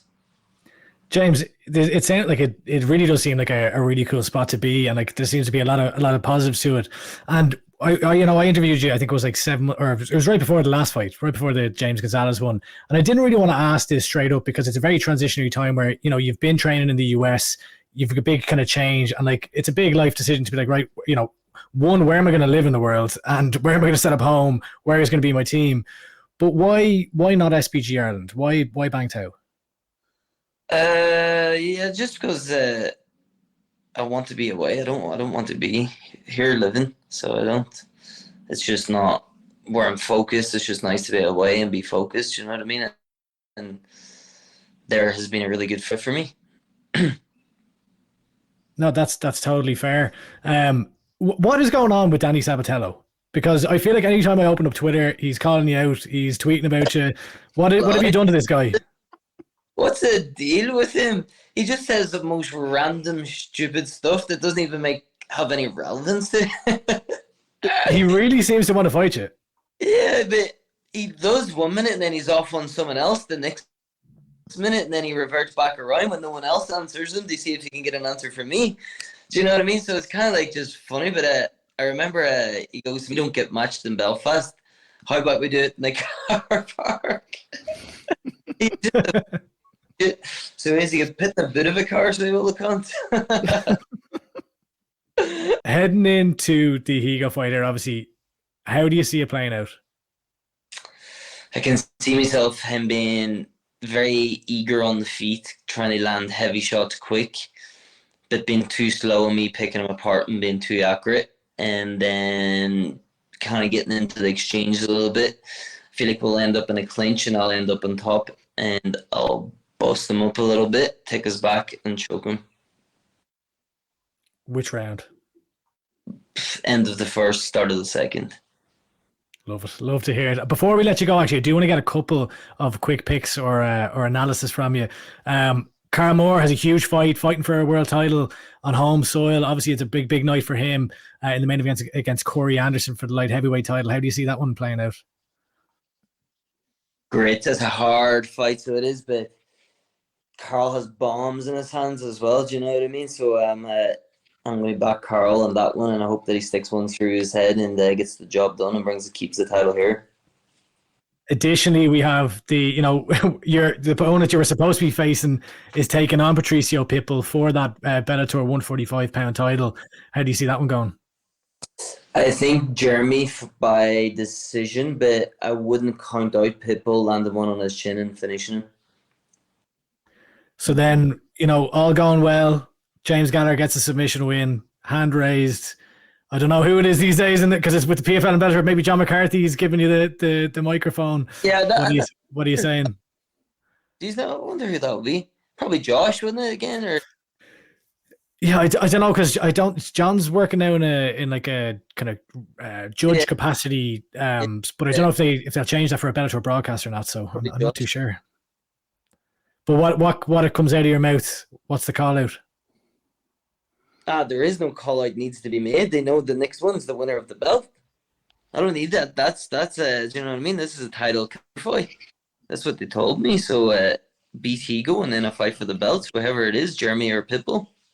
Would that be slotted for a main event, obviously in June 22nd? I would love that. Do you know what I mean? It only makes sense for that. Just keep this. Let's fight for it in Ireland. Do you know what I mean? And the two boys like fighting here. Do you know what I mean? They're always able to come to Ireland to fight. So let's do it. Regardless of the title, James, I suppose, are you looking to get right back out there? Obviously, they've announced that Dublin date in June.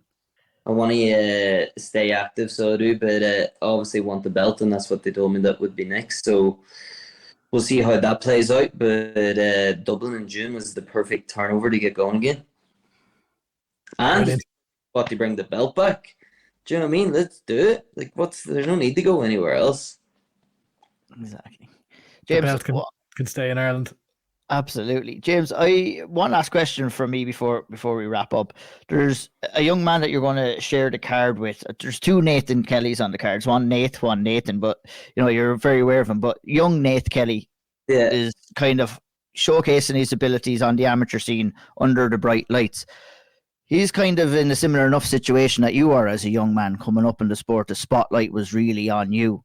And already we're hearing, the naysayers come at him and everything like that, saying he doesn't deserve the spots. And it kind of really resonated with me with a similar situation that you were kind of dealing with coming up. Any advice, or would you be talking to Nate? I think I know what you're going to say. Like, who cares what anyone says? But any advice for Nate Kelly on the come up and for all the naysayers and everything like that? Similar enough to what you went through, isn't it? Yeah, 100%. But I've spoken to Nate a few times before and after his fight. You know what I mean? He's a little beast, and look forward to seeing him go again. But man, he's just got the same similar mentality to me as fuck them. Do you know what I mean? Not unless you're in doing what he's doing and getting them opportunities, no matter what people think if they're hand give, if they're this. But if they are, then lucky him, and then if not, then well earned. So who gives a fuck what people say? Do you know what I mean? Anyone that's you get given opportunities, and you just got to be ready to take them. And lucky for him, he's been ready for every opportunity he's been given. Do you know what I mean? And then what that does is earn you more opportunities because he has been ready. So that's just how it works. So it's like, what can you say on it? You're just a hater if you have anything negative to say on it. 100%. Well, James, it is brilliant to see you back. I'm looking forward to seeing you fighting back on Irish soil next week. Bellator Belfast. I appreciate the time today. Of course, we'll have you on again, and best of luck with the fight. I appreciate it. Always good to be on, lads. Nice one. All right, boys. Lots and lots to talk about on these two next cards. Iúr FC went down last weekend. Obviously, Clan Wars happened not so long ago as well. And we're going to break down two of the cards right now. Iúr Fighting Championships next up on this conversation.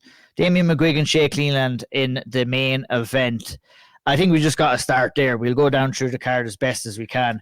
We talked about the flyweight talent in the country on this podcast the last time, and in general behind the scenes we've been talking about how good the flyweight talent is, and it was right on show here, Andy, at the Iúr Fighting Championships 10. You were up at it, you were watching the action live. These two young men, Damien McGuigan and Shea Cleland, put on a hell of a show. It to me right now at this stage, we're early on in the year, is the best fight that I've seen on Irish soil, and especially when it comes to the amateur ranks for sure.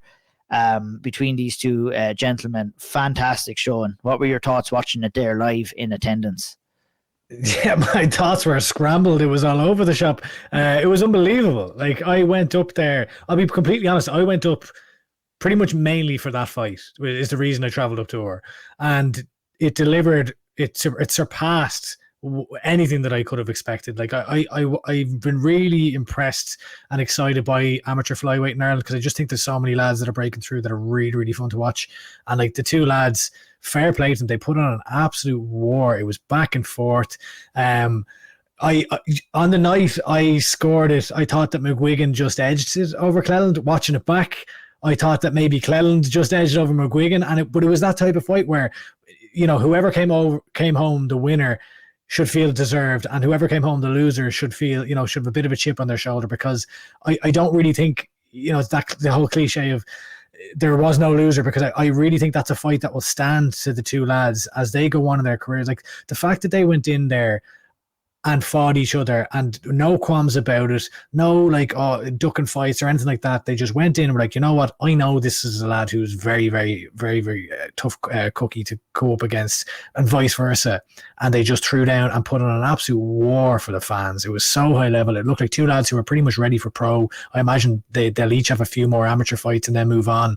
But it was brilliant. And I'm going to go off on a little segue here, and I don't mean this in a bad way or anything, but like I couldn't help but think of the two lads that are putting on that fight, and then I look ahead to Bellator Belfast, and and again, there's nothing against Nate Kelly, but like when I'm thinking from Bellator's matchmaking perspective, I think that this type of fight is what fighters need at amateur. I think you have to go in and fight against top level opposition and put yourself out there for a lot. Like, Shea Cleland comes away with a loss there, but I think in the long term, it'll really stand to him in his career. And I think that Bellator need to think about that when it comes to Nate Kelly in the matchmaking, because, if it just, I don't know, if he gets to a point where he's just consistently winning and maybe not fighting the best, because those are two of the best fighters in Ireland at flyweight, as are the likes of Omar Oliver, who won a title over in Wales, as are Ciarán Clarke, etc. you know, I think it's beneficial to the fighters to do that. So sorry, I've gone on a bit of a segue. I'll reel myself back in here now. That's totally fine, and it's understandable. Like, I mean, you know, your development is going to be based off what level of experience that you get inside the cage too. It's a huge factor in it. But like, we did see two high level flyweights in there in the main event. It was a joy to behold. Just to talk about the judge, and I think the judges got it right on the night in a super close contest. I think, you know, Damien McGuigan, it was justified that he did get his hand raised, but having watched Shea in action live at the Nationals last year and seeing his rise up through the last number of years, he's definitely one to watch as well. And there's no shame in going out there and losing a fight like that. So credit to both guys in the main event. Caoilte, rematch in a big cage, in a bigger cage. We need to see that, because both those boys, they wanted to create distance. They wanted to use, especially with Damien McGuigan and his style. And even with Shea, it's like, you know, I can guarantee you that fight would be even better in a big cage when those boys have more kind of room to move into and more space to move into as well. Whereas that, you know, in the smaller cage, and it's understandable with the setting as well, you know, sometimes you have to go into the smaller cage, but I'd love to see that in a bigger cage. Jordan Scully took on Sam Simon Caoilte in the co-main event, won via third round submission. You know, a typical Jordan Scully gritty performance here against a tough Sam Simon. I was impressed with this win, and you know, he was very happy with himself after the fight, given his reaction. Yeah, geez, you could nearly hear him from down in Nace after that reaction.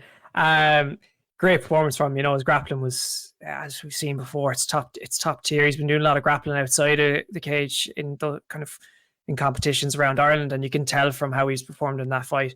Like, he got it going really early on. He's got his grappling, implemented his grappling game, and put a lot really good top pressure, and he's landed a few shots in there as well. And first round he clearly took. Then Sam Simon came out round 2 like he had a point to prove, and almost had the ninja choke. Then he was just going for it. He was landing massive shots. He was asking questions of the referee at some point with all the shots he was landing, could it have been stopped, because he was landing some heavy shots. Scully made it to the end of the round, absolute chin of steel, and going into round 3 you could tell this was okay. This is a bit of a barn burner, could go either way.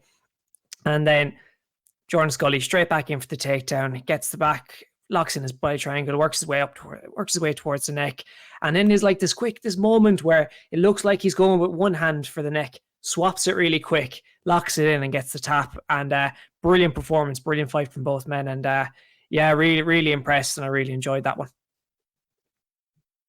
Yeah, great stuff there from Jordan Scully. You know, it was great. I'm going to, sorry, we have so much here. I'm just going to go over and back from all of these fighters with both of you lads. We got to go to the king of hell next, Andy. Andrew Barrett was back, and he was back in style. A rip-roaring performance, a rip-roaring celebration, and a rip-roaring interview with yourself. And of course, Andy did speak to a lot of the guys on the card here. He was up there. You can catch them on SevereMMA.com. But, you know, the king of hell, he always delivers, doesn't he, Andy? The king of hell, he's a terrifying. He kind of scares me a little bit.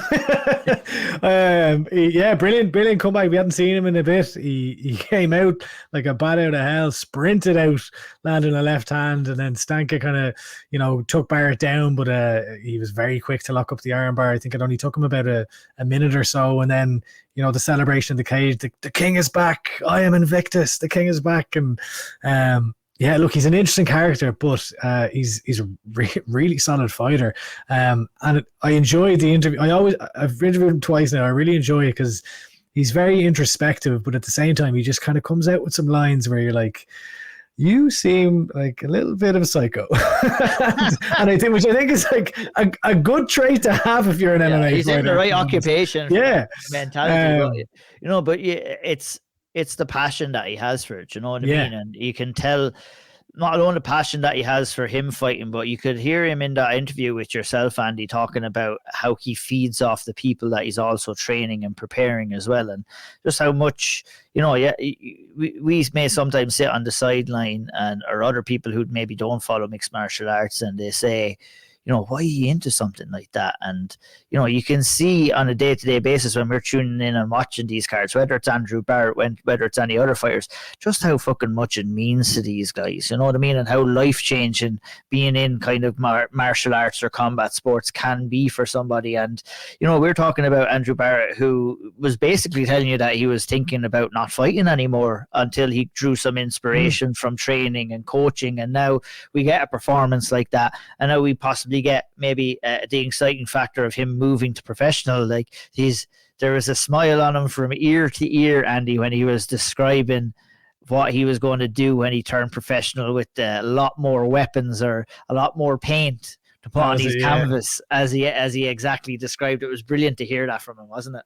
Yeah, it was. And like, you're right. He seems like he's very, very passionate, and yeah, you could just tell he's excited. There's something about some fighters. John Mitchell had this as well, where when you start to dangle the prospect of turning professional and allowing them to use elbows, that they just get this sadistic kind of smile on their face, and get very excited about it. So look, I'd love to see Andrew Barrett. If I've been very impressed with him at the amateur rank, so I'd love to see him, if he's saying that we were only seeing a fraction of his skill set, let's see him a pro immediately, because I think he's more than capable, more than ready. And yeah, brilliant to see him back. Brilliant to see him talking about, opening a gym and wanting his students to surpass him and all this stuff. Really, really positive and kind of inspirational stuff. So good to see the King of Hell back. What a name, what a nickname. The King is back. And look at final, before I move over to you, Caoilte, not an easy win to go in there against Vladimir Stanka as well. The Stanka brothers are serious fighters. And, to dispatch of Vladimir the way he did was super impressive in my eyes. But we will move on to the featherweight title. That was for the super featherweight title, of course. Obviously, we talked a little bit about Jordan Scully and Sam Simon. That was for the interim lightweight title. What we have next, Caoilte, is the super featherweight or the featherweight title between Michael Shields and Aidan O'Boyle. A unanimous decision, 29-28. Very close fight as well, but I think the judges did get it right overall, to be honest, and it was a really intriguing fight between the both guys, wasn't it?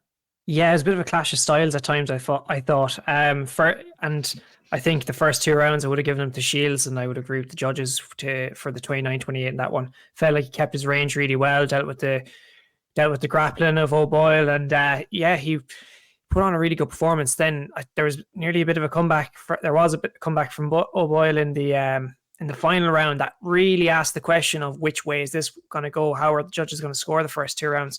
But a very good fight and a great performance from Shields to get the victory and the belt. Another one to add to the collection. 100%, yeah. Very good stuff there. We move on over to Jared Ryan, who took on Dale Sheridan, Andy, in a rematch. That was for the vacant bantamweight title. Another close over and back fight as well. I mean, I think, it was close. I think Jared Ryan kind of pulled away towards the end of the fight a little bit and secured himself the win. But another top class fight here in the bantamweight division for the title. Yeah, and look, I was really... It kind of puts a smile on my face thinking about Jared Ryan getting this win. I've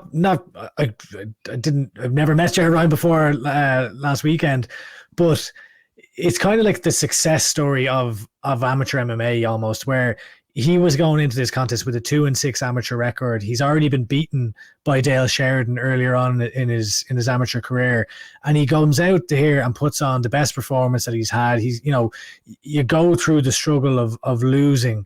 And then, but he's going in against guys Aaron McDonald, Damian McKenna, George Grozhev.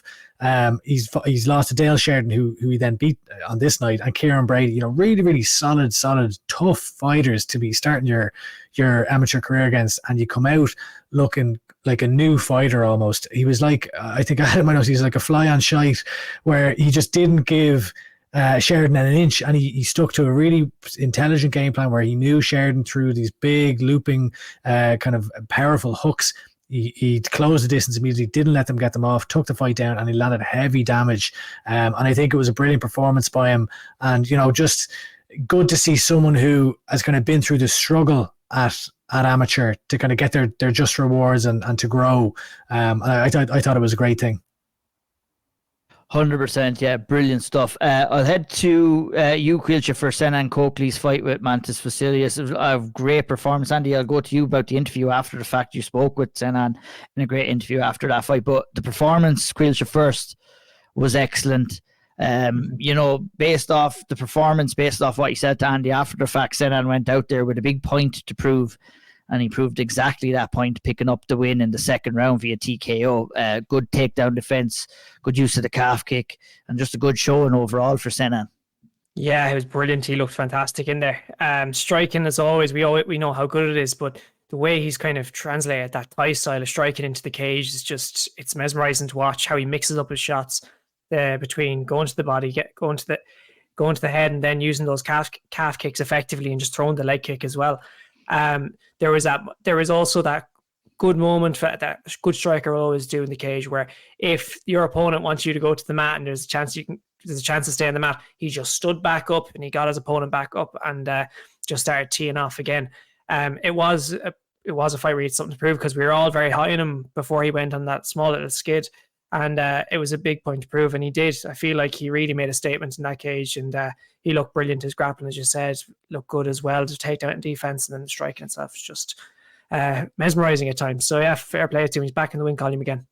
Yeah, 100%. I know that you were impressed with the performance too, Andy. You spoke with him after the fight. He gave a great interview to you, just kind of explaining, he's been on a difficult run, and after a few losses, this win meant the world to him. And, spoke very well about his brother, obviously, as well, who's high up in the Muay Thai world as well. But just a real down-to-earth fella, Ciarán, and, knows he has to put the work in. But we're seeing developments in his game each and every time that he goes in there. And look, what we say time and time again, sometimes failure is the best kind of recipe that you can be to gain overall success. So I think that's what we're seeing right now with Ciarán, and it's still a fantastic prospect. Wins and losses are going to come and go in the amateur ranks, and I think he's kind of come to terms with that based off the interview you did with him.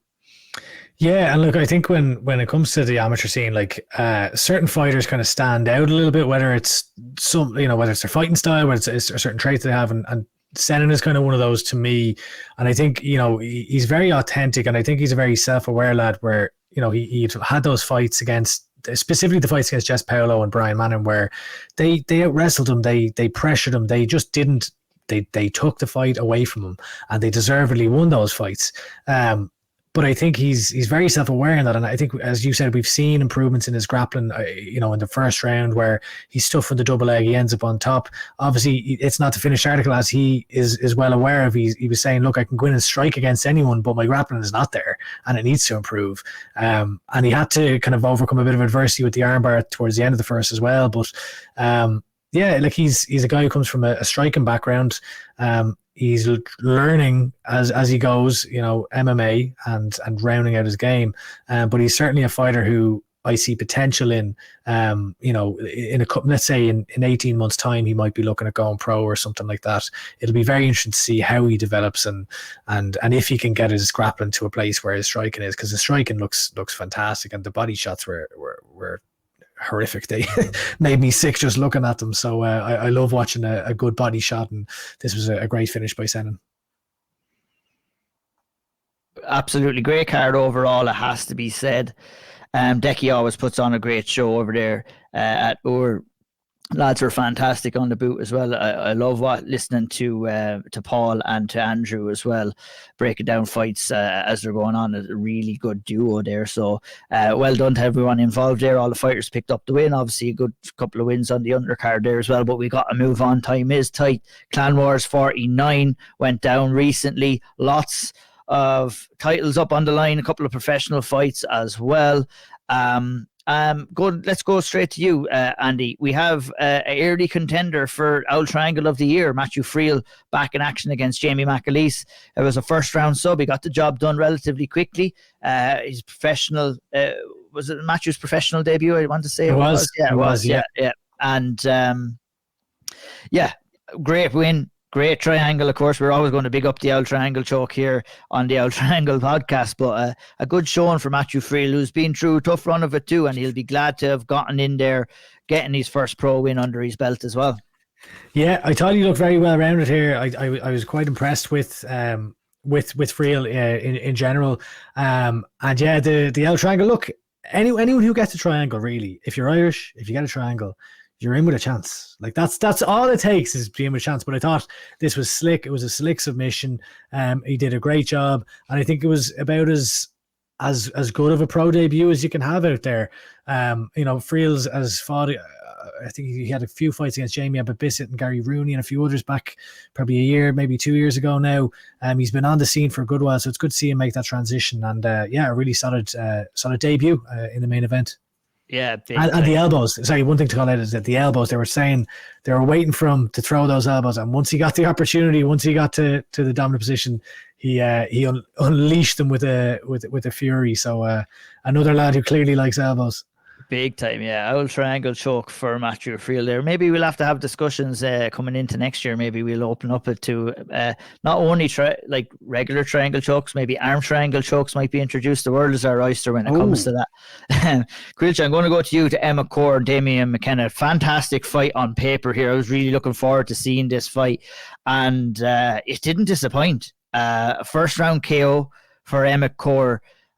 Who's really coming out of his shell and showcasing the levels of performances. And I will give you an opportunity to speak to this as well, Andy, after Caoilte shares his opinion on the fight and the impressive knockout that Emmett did against a difficult opponent in Damien McKenna.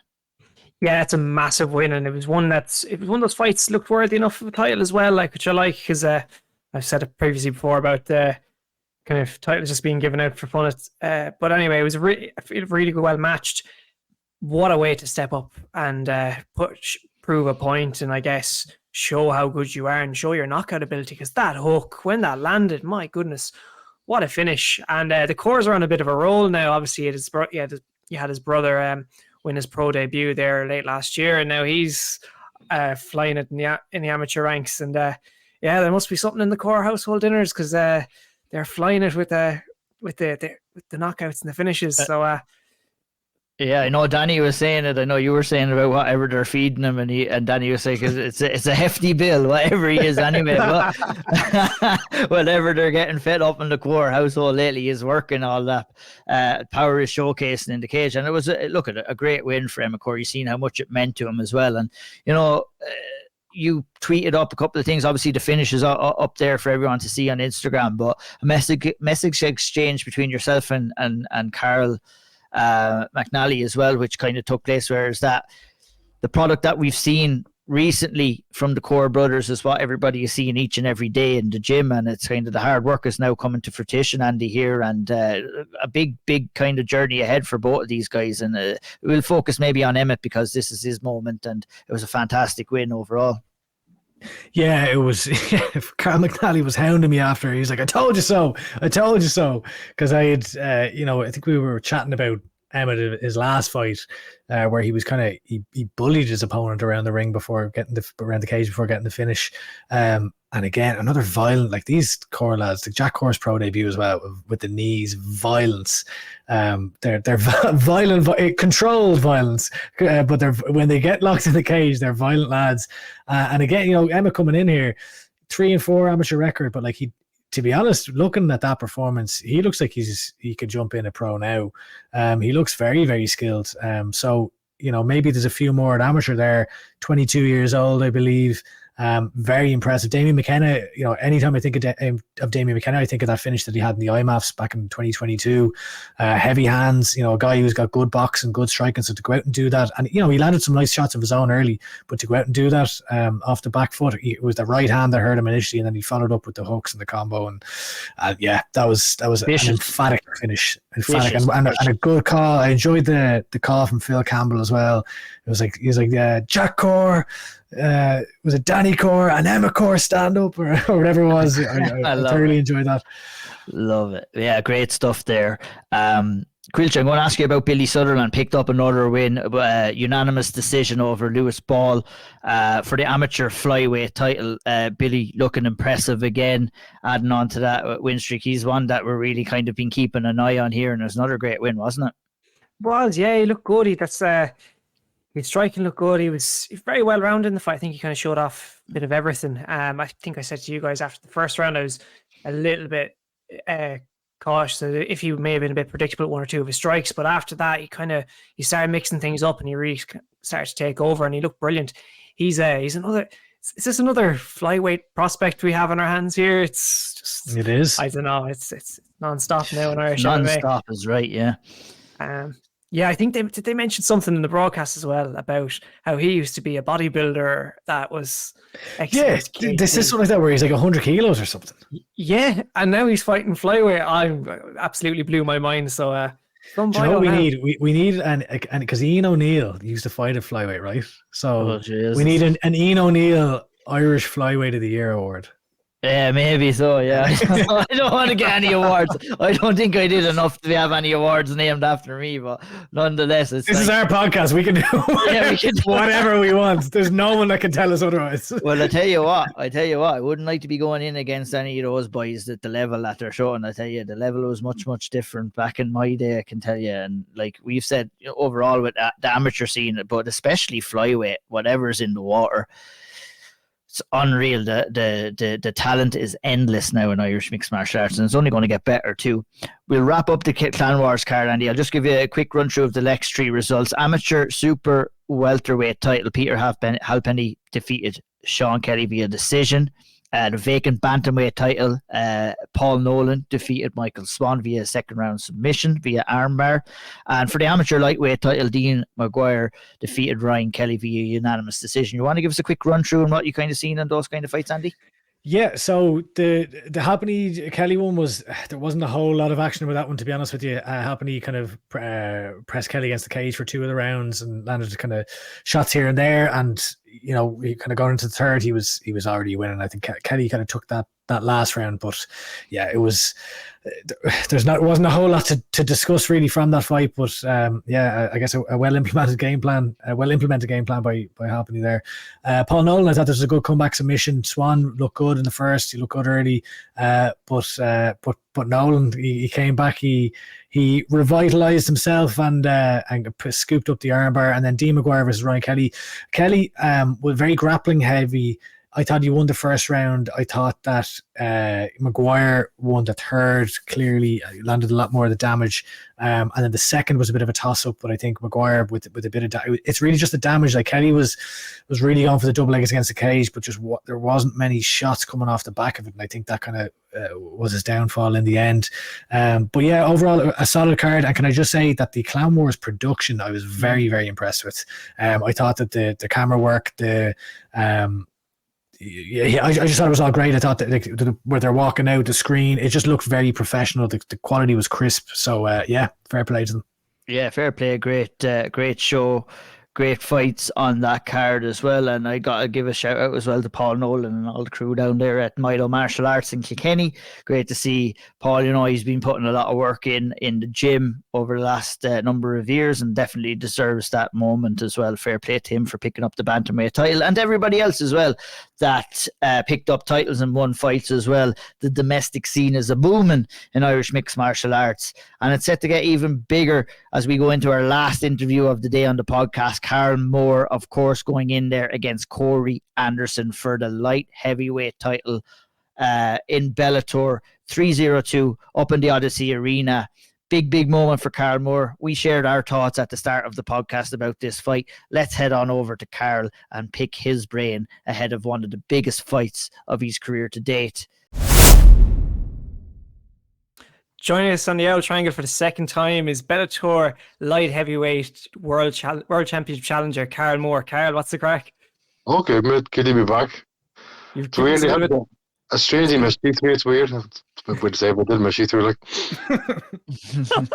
Look, go straight into it. Bellator, you managed to bring Bellator to Belfast, and you get the headline in the SSE Arena up in Belfast. What's it mean to you to be able to do that, and how did the news come around? It's mad, mate. It's just like I fought in the King's Hall on my third amateur fight, which is a smaller venue in Belfast. And like after I won that fight, I jumped on top of the cage and started celebrating. And it was like, it was only 19, 18 at the time. I was like, how class would it be to do that in the Odyssey? It's the SSE, but it was called the Odyssey back then.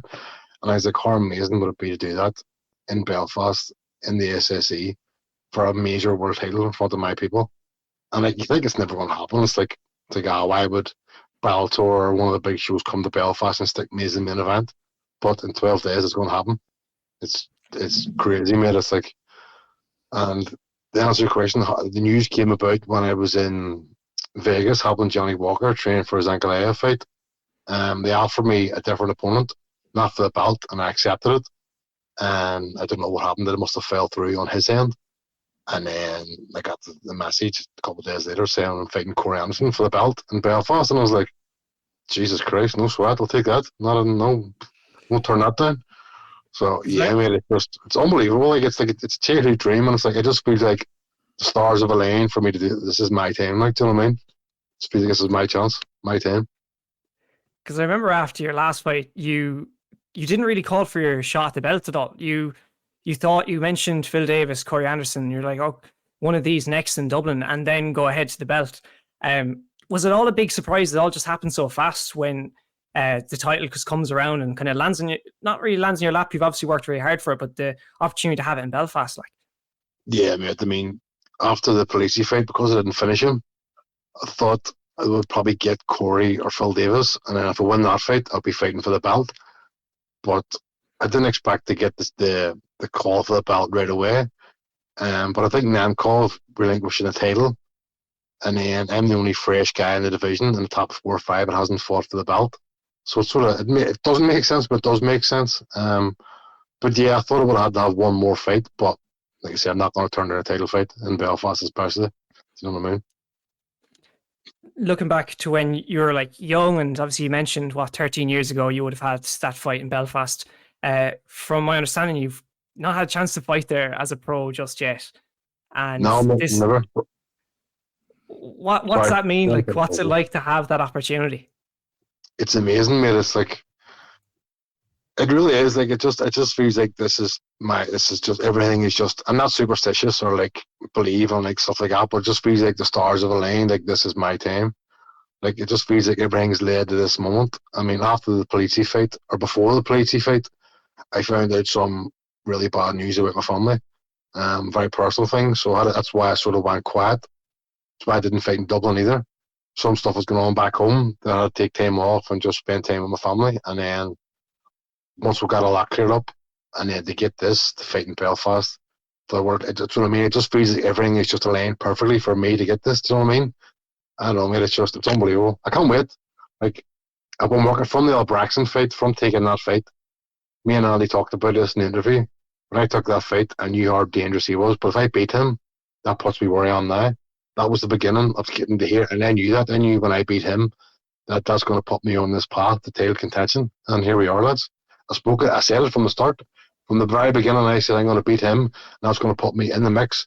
And then the next fight is going to be Iúr Romero or whoever else. And it didn't get Iúr Romero, but I got the next best thing.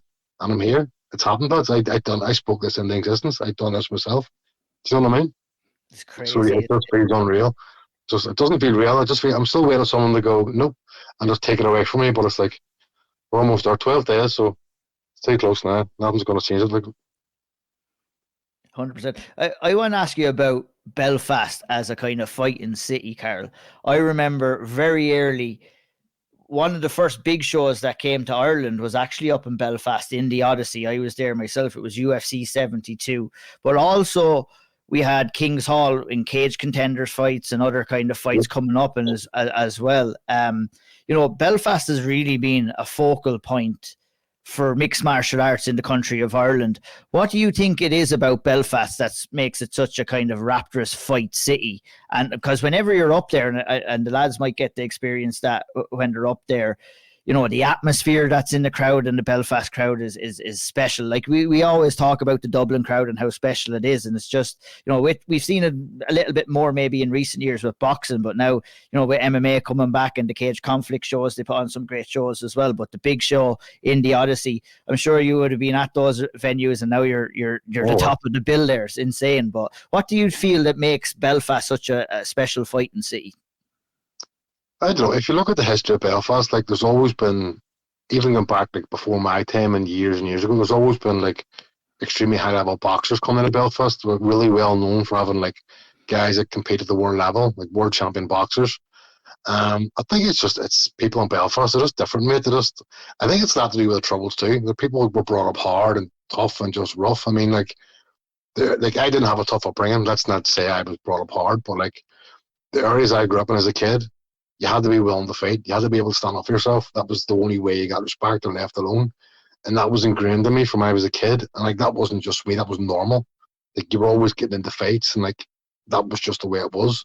And every young boy from my age group will tell you the same thing. It's just hard as in Belfast. You have to be able to fight to get respect or stand up for yourself. And like there's always, like I said, there's always been so many high level boxers coming to Belfast. I mean, it's such a small place. But like you look at the talent of people coming out of that city now, it's ridiculous. Do you know what I mean? And it's been that way for so many years. But I think now, because of obviously McGregor and stuff and the MMA, how popular that is, you're seeing like so many guys coming to Belfast. They're just so good. You know what I mean? It's just, I don't know, people from Belfast just like a fight too. Just like an out for a drink. Even people just go out in the beer, fighting each other all the time. It's just a thing. I don't know, just a bit weird, but bred differently. But it's a fighting city, mate. It always has been. And there's so much history going back years and all types of combat sports. But yeah, it's just better to be fighting under controlled settings for world titles in the cage rather than on the streets. You've progressed a lot since your early days, I guess. Oh, right, big time, yeah. Big time. Do you remember your first experience with some sort of conflict or like a fight when you were? When would that have been in your life? Primary 3, Primary 4, Primary 3. I don't know. I would have been 6 or 7, 5, 6, 7. Like there was a guy called Sean Bannon. He was the very first guy I fought, and he was a lot of years older than me. I was like maybe 4 or 5, and he would have been 8 or 9. And he'd been bullying me for a couple of days, and he kept hitting me. And my man said, just knee him in the balls. And laid him in the balls, and he fucking squealed the place down. And then his dad came to my door complaining to my ma, you don't do that, you don't knee him in the balls. My ma was like, he's fucking 5 years older than him. He's been bullying him for a week. You need him in the balls, get over it. And then from that moment, I just started fighting. Like I realized I could stand up for myself. And then that was it. I mean, it was just non-stop. Like, it's not something to be proud of, but like, I think that stood me in good stead for getting into MMA, because like the amount of fights I've been in growing up as a kid and as a young teenager and a young man, it's like, I'm doing this now. If anything goes to plan, if everything goes to shit, the referee's going to save me. So, do you know what I mean? It's not as bad. I understand what you're saying when it's nothing to be proud of, but still at the same time, I think it is something to be proud of, where it could have led you down a different road as well, but you found a way to kind of nurture that as well. And a lot of people listen to this from Ireland, and they would understand if anybody is not. Like, I mean, it is a culture that kind of does exist where a young man does kind of have to prove themselves with their fists growing up, and obviously that can lead you down a wrong road, but you found a way to lead you down a right path, and the ultimate right path with this world title coming up as well. So I think overall, while it's I understand what you were saying, but I think you should be proud of yourself that you've created this for yourself, and you're in one of the biggest spots of your career right now on the world stage, fighting for a world title. It's really special. That's actually a good way to put it, mate. Yeah, I didn't think of it that way, but that's actually a really good way to put it. I was actually thinking that I'd say that the lad's dad was delighted that it was your ma that answered the door and not Kevin Moore. I think actually my dad was working and he came home and went to your man's door, and that was it all fucking sorted and buzzing. Do you know what I mean? I'd say so. What was his reaction actually to you getting the news of the world title? What was your dad's reaction? Obviously, that was, for anyone who hasn't seen it, there was a video that went out of was the Albrechtsen fight, I think it was, where him celebrating after you'd gotten the squeeze and the tap. Yeah. It was a beautiful moment. So he's kind of part of your Bellator story. What was his reaction to you getting the news of the world title? Oh, mate, he's more chuffed than I am. Do you know what I mean? He was delighted. And see what you're saying, my dad's not part of the Bellator. He's part of my whole story. I'm the man I am because of my dad. Not just fighting, but the person I am. Like, just me is just him. I owe everything, like, to be a man. Person I am, the way I carry myself, the way I'm fighting, getting into him, everything is because of him. Do you know what I mean? I'll see my mum too, but like, you're a young man. The only person can teach you to be a man is your dad. Do you know what I mean? Your mum can't teach you to be a man. So I owe everything fucking to him, mate. And it's like, he was more chuffed than I am. He can't wait. He's buzzing for it. He's delighted. Security struggled to stop him getting into media row last time. If you manage to win in Belfast, do you think they'll manage to stop him storming Media Row, but not even just storming Media Row, storming the cage just to get a hold of you?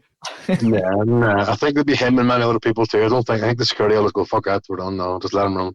It's the main event too. It's the last fight, so it's all done. Just let them fucking, do you know what I mean? I think he'll just ball the cage and he'll do his thing. So you spoke about Belfast being a fighting city, and people look up to, I guess, over the years they've looked up to a lot of boxers, and they still do. MMA is kind of, it's growing there in the Republic. We've a lot of people who've looked up to Conor. We see them come through now as well. But with Belfast, do you have the potential to become world champion? Is it something that you hope to kind of instill in the youth over there, to be someone to look up to and kind of be a role model for someone who's come from Belfast and gone on to win a world championship, and not only just win one, but win one in the home city? Yeah, mate, it's something like, I'm almost afraid to be a role model for kids coming through, because in my head it's like, why would someone look up to me? Do you know what I mean? It's like, I'm a big idiot, I'm a big fool. Like, why would you want your kid to look up to me? But like, yeah, mate, it is. It's like, I'm setting the standard for like MMA in the north. It's like, there's obviously guys like young Paul Hughes, Liam McCourt, but like, I'm going to be the first guy to win I've won the Cage Wars world title, but this is different. This is like the Champions League of it. So it's like, winning this, yeah, but it's something to be proud of, that you can be a role model for like the younger generations coming through and young kids. But at the same time too, I'm like, they can do better than me. They can look up to someone better than me. Do you know what I mean? I don't know, that's just my thing, because I don't think I'm anything important or that big of a deal. I'm just a wee fat kid from Belfast who's now fighting for a world title. Do you know what I mean? That's, in my head, I'm still that young kid. Do you know what I mean? So I haven't grown up yet. I'm sure you realise that. I'm a big child. I'll never grow up. But no, man, it is. It's a scary thought. Young kids are going to be looking up to me. Do you know what I mean? I get you, yeah.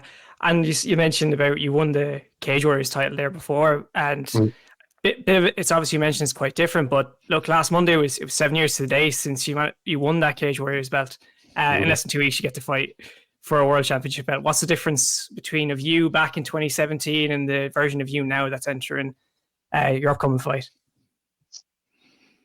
From now to then, mate, there's lots of changes, but the biggest thing for me is psychologically. Back then, it's sort of like, I think I suffered, what is it, imposter syndrome you call it? You don't really believe in yourself. Is that what it is? Yeah. Like, I knew it was good, but like, I didn't fully appreciate, like, every fight I went into was like, no, this isn't, you don't deserve this. This isn't. And I don't know what it was back then, but now it's like, I fully believe, like, I deserve everything that's coming my way. Like, I understand how dangerous and how good Corey Anderson is, but it's like I say with the Al Braxton fight, it's like, you put any man in front of me on my day, I will beat him. On my best day, there's no man I can't put away.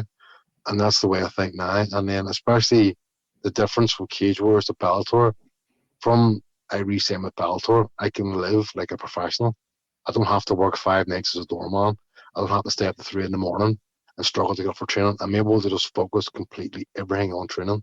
Do you know what I mean? Like, the past 2-3 years, I've been a professional for 13 years, 12 years, 13 years, but the last 2-3 years, I've been a true professional, and that's because I've been able to just financially be secure, train full time, not work, just do everything to become a better fighter.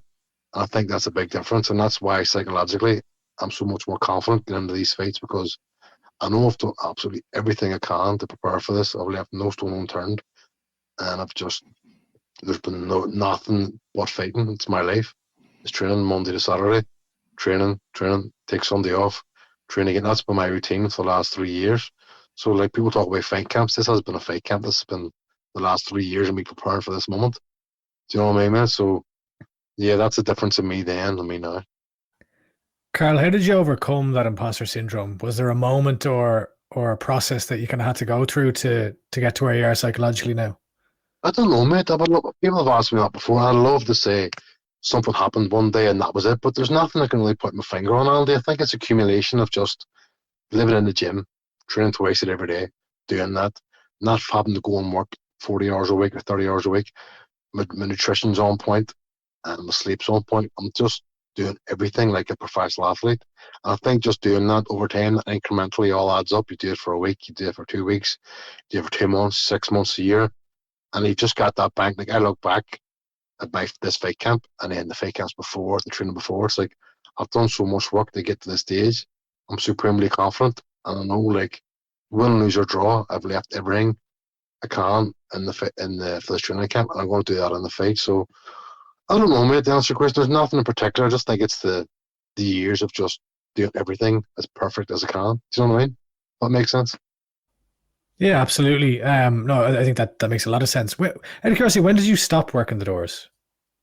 After my first Bellator fight against Braxton, Sorry, go ahead. The money I made in that fight, I didn't have to work. I could just go and train full day. Up to that fight, I was working 3-4 nights a week on the door, and after that fight, the paycheck I got for that fight, I was able to just live off that and train full time. And then I fought a couple of months after that, so I've been able to bank more and more money. Do you know what I mean? Yeah, no, because it's interesting to hear you talk, because like I'm kind of picturing you, like I'm thinking back to, you obviously won the Cage Warriors light heavyweight title against Josh Clark. You had the Ciarán fight where you lost in emphatic fashion, and then you were away for a while. So by all accounts, it was that time period that you were working the doors, sitting on a loss. At that moment, it sounds like the imposter syndrome was still there. Like, are you, I don't know if I'm going off on a tangent here, but like, are you kind of there coming off a loss in a world title fight where you've been on such a high, you don't have the title, or you don't have the second title, you're inactive for a period of time, and you're working the doors. Like, is there a moment where you're thinking, like, what the hell's going on here? I'm supposed to be in a different place in my career than I am right now. Yeah, big time. And I think the thing too was after you win a world title and people still see me work 4 or 5 nights, like, why are you working? They think you're loaded. You've got all this money because you won a world title. And I made like £1,500, €2,000 for that fight. And then by the time you pay your managers, your fees, your everything, like, you've nothing left. You have to go back to work again. So it was like, I think I was part of it too, Andy, is that you put so much hard work in, so much effort to win the world title, and then to get knocked out the way I get knocked out against Ciarán, they get €1,500. Like, what am I doing? Like, is this what I'm doing? €1,500 to spend thousands of pounds through fight camp. Like, is this my reward? Is like, do you know what I mean? I think that played a part of it too. Is like, are you wasting your time here? You're like, what have you got to show for this? You're still struggling. You're in a worst case you've ever been in. You're coming off a big loss. Probably not going to get signed to UFC now after that, or Bellator. And it's like, that was probably was the moment, where it all sort of became quite hard. Mate, after this really fight, things were quite difficult for a while. I think a lot of it was my ego was hurt too. That's the first time I've ever been knocked out in my life, and I think that killed my ego, which is probably a blessing in disguise too, deep down, like, if I'm honest. Big time. Those are the trials and tribulations of being a fighter, but I'm glad that you did decide to keep going. It's led on to the opportunity that you do have this coming weekend against Corey Anderson, a guy. Look, you've come across some top opponents and tough opponents in your career so far. Corey Anderson would be probably the biggest name of a guy that you've faced, a guy who's been fighting at the top level for many, many years. What kind of difference do you see in him, or do you kind of approach this fight anyway different, or what's it like for you to come in and face a guy that is so well known, obviously, in Corey Anderson through his time at Tough and the UFC, and has faced these top guys? A win over Corey Anderson is really going to, like, obviously win you the title and legitimize you as well, that you can compete against these top guys that have been in there with the very best. Yeah, mate. I mean, it's like, for me, obviously, there's certain things, like, I've got a great team behind me, so there's certain things we'll pick from Corey and we'll tweak my game to make it the difficult night for him. But my mindset going into this fight is, I'm going to focus on what I am doing. I want Corey to adapt to me. I don't want to be getting into this fight thinking, right, he does this, I have to do this. I'm going to go in and fight to the best of my ability and do my thing and put it on him. So that's the way I'm taking this fight. And, like, I've been calling out Yoel Romero from my first fight, lad. So these are the people I want, you know what I mean? Like, I understand how good Corey is and how well known he is, but I'm fighting for the Bellator Light Heavyweight title. These are the people you're going to fight. Do you know what I mean? It was either him, Nemkov, or Romero. This is the three I wanted. I wanted Romero first because that for me is like the bucket list, like it's a legacy thing. And then I wanted Nemkov because he was the champion, but he vacated. He ran away from me. We'll say he ran away from me. He ran away, and then so Corey's the next best thing. And I mean, like, not only, like you say, for the belt, it's amazing, but if I beat him, that solidifies me as one of the best fighters in the world, in my eyes anyway. And I get a belt too. I get a great paycheck, and I beat the guy There's UFC veteran. I think he was the top 6 or 7 in the UFC when he was on route to go for a title there in the UFC before he moved over to Bellator. So he's proper legit, like, and has some great wins as well. You know, there's one thing I was going to ask you. Look, we call ourselves the Auld Triangle, but you got a little bit of a triangle of talent in SBG as well, and I'm sure the lads have been helping you out in preparation for Corey Anderson. And I'm talking about Flory and Johnny Walker. You know, Johnny Walker has been a guy who's shared the cage before with Corey Anderson, so I'm sure it was very beneficial for you to get the work in and maybe pick Johnny Walker's brain coming in about how you're going to handle somebody like Corey Anderson. I know, without giving too much away, what's your kind of approach for this one? Just go out and punch him in the face, see what happens. Easy. That's I mean, Route 1. just go out and just punch him in the face and just see what happens. Obviously, like, it's Corey Anderson. At some point, he's going to try and take me down.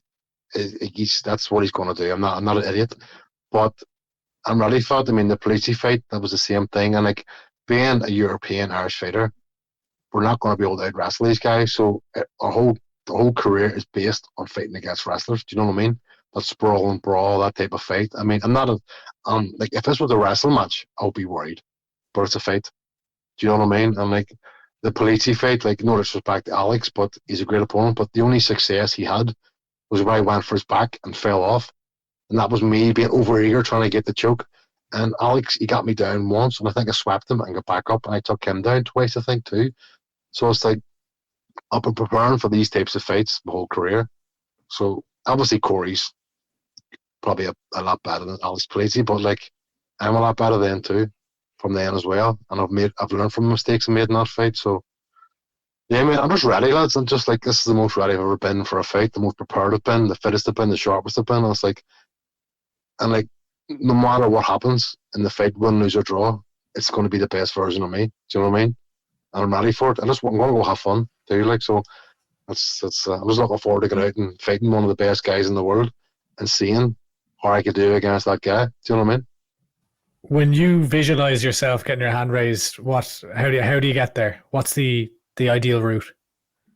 The ideal route is to go out and knock him out in 5 seconds. That's the ideal. Do you know what I mean? But I'm prepared for a 5-second fight, a 5-round fight, or a 5-minute fight. And I think he's been knocked out quite a few times in the past. I think if I catch him clean, there's a possibility I could knock him out or submit him.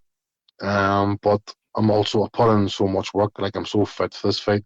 And it's like, I'm prepared to go 25 minutes at a high pace with him too. Like, because I know Corey, he has a great gas tank also. That's one of his main strengths.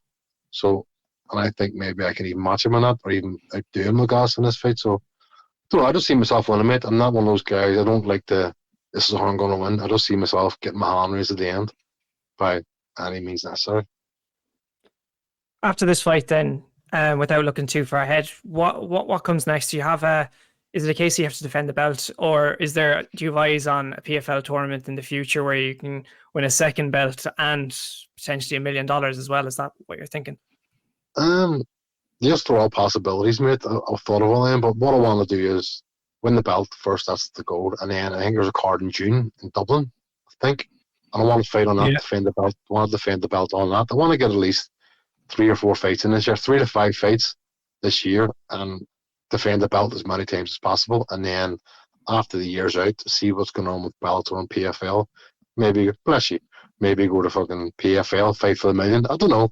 But the goal is win the belt, fight in June, defend the belt in June, and then take it from there. That's the plan at the minute, Culture. That's what I'm planning on right now. Perfect. Well, look, Karl, thanks a million for joining us. Best of luck in your fight. We'll be watching very closely, and I'm sure 1 or 2 of us will be up there anyway. All the best, and thanks a million. No, cheers, mate. Thank you very much. Appreciate it. Much appreciated, Karl. No, Thanks boys, for the time, Karl. Appreciate it, man, and all the best to you, man. Always be talking this. Alrighty, that was a great interview from Karl. We wish him all the best in that title fight. A couple of housekeeping things, guys. A monster show today. Thanks to everybody for hanging on in there with us. Hopefully you're enjoying the podcast. We got to mention from the bat, you mentioned it already, Andy, earlier on. Owen Oliver, Ciarán Coogan went over across the pond a little while ago, picked up the Samurai Fighting Championships. Owen Oliver picked up the Bantamweight title in an excellent performance there.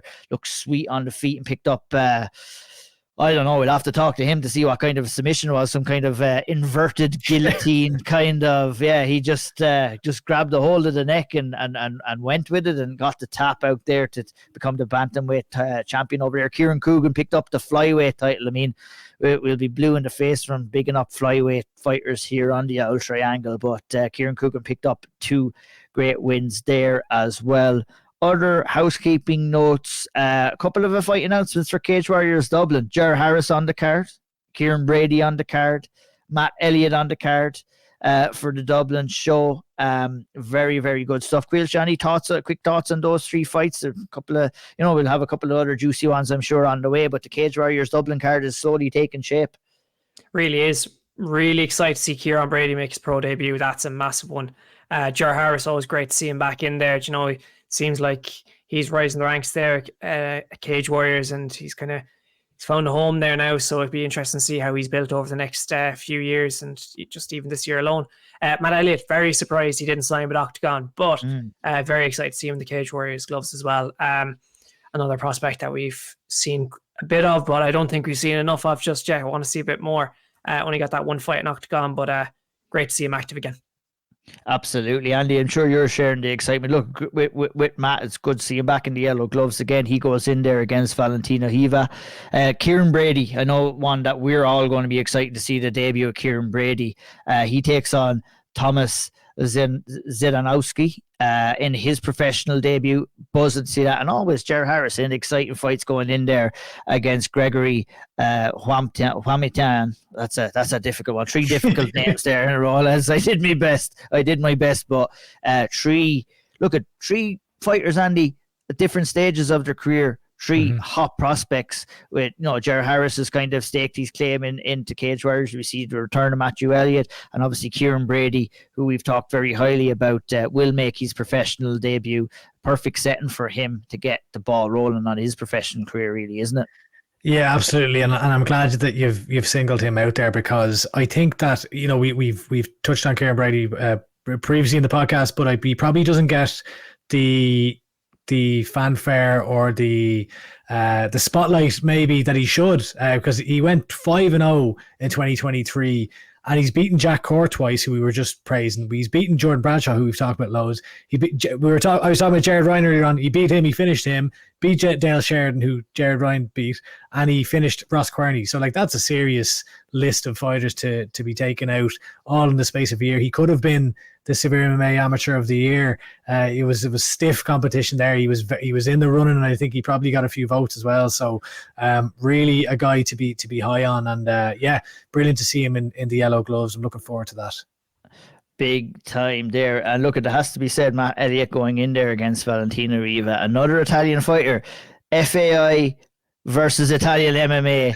The rivalry continues here, and it's good to see Matt in there as well.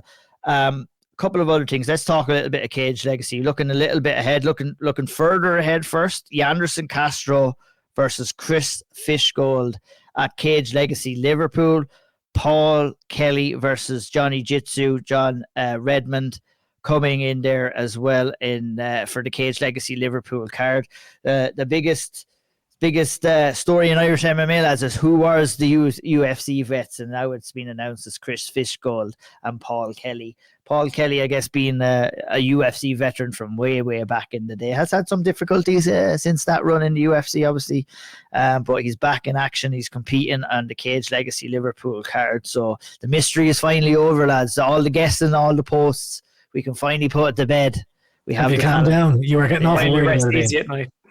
Yeah, we were all losing sleep wondering who it was going to be, but we can rest easy. We can rest easy after the announcements from Declan and everybody on that card.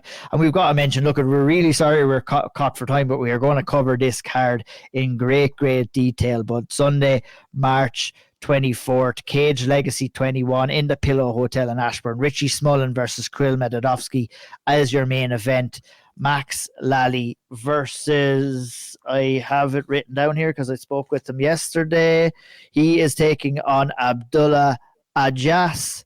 in the co-main event. He's just down the road, like he said, only a 5-minute push bike ride away from Max Lally and his second fight. We see also the pro debut of Ryan Keogh. If you want to come in there, lads, just to kind of give a quick overview if I've missed anything there on that card. Lots of great fights throughout. We're back in the Pillow Hotel in Ashburn, and we're ready for another Cage Legacy show. Yeah, I'm looking forward to it. I'm actually going to try and get up to it, I think, if I can, because I missed the last one. But yeah, I'm really looking forward to it. I'm glad to see them rebook that Smullen versus Medvedovsky fight. Max Lally obviously is someone who we've been high on for a long, long time. He's been out training in Thailand for the past while. Very interested to see how he looks coming in here. You know, opponent is kind of irrelevant to me when I'm going to a Max Lally fight at the moment. I'm very curious to see how he looks. Ryan Keogh, obviously, he was a very impressive amateur. Interested to see him make his pro debut. And then there's another fight as well. You know, the one that got us in a bit of social media bother last time. Alex Keogh. Alex Keogh is back, and he's fighting Jess Paulo's brother. So I think that's a great matchup. Yeah, I'm really looking forward to seeing that one. And yeah, Alex looked a serious operator last time out. Big time. Other housekeeping things before we wrap up. It's the 16th of March, the day before St. Patrick's Day. Jack McGuire, D. Begley out in Tenerife. Fight to 1. McGuire going in there against Javier Mendoza. Bantamweight, D. Begley against Lizzie Gervers. Is that right? Or Gervers? Evers, whatever. Yeah. That's happening over in Tenerife. Nice set. Interesting to see. I wonder if we can get any footage of that. I'll be interested to see how those fights going down. And also over in Spain, Caoilte, your guy Paddy Rutledge is making his pro debut against Antonio Santana at WOW 13 in Sevilla. So, you know, there's a lot of action going on in Spain. You know, Spanish mixed martial arts, Ilia Topuria getting the title has kind of created a spark in Spanish mixed martial arts. We have some Irish talent heading over there, hey? Hey, not a bad spot to be going fighting now, is it? Especially if you can have a few days either side, top up the tan, get a scrap in, and head home. Yeah, fair play. It's great to see. It's great to see McGuire back, and it's great to see Dee get a fight over as well. It's been I think 2020 since we've last seen Jack McGuire. So Ciarán Clarke fight. Wow. Is that long? Yeah, it's like 3.5 years. It's mad. That's crazy. Mad. Wow. Yeah. For anyone who doesn't know Jack McGuire, so Jack has wins over like an amateur at Leon Hill, Alexander O'Sullivan, Ciarán Clarke, who we spoke with today, fought Nate Kelly. Like he's fought the who's who at amateur, and yeah, someone who we were really kind of.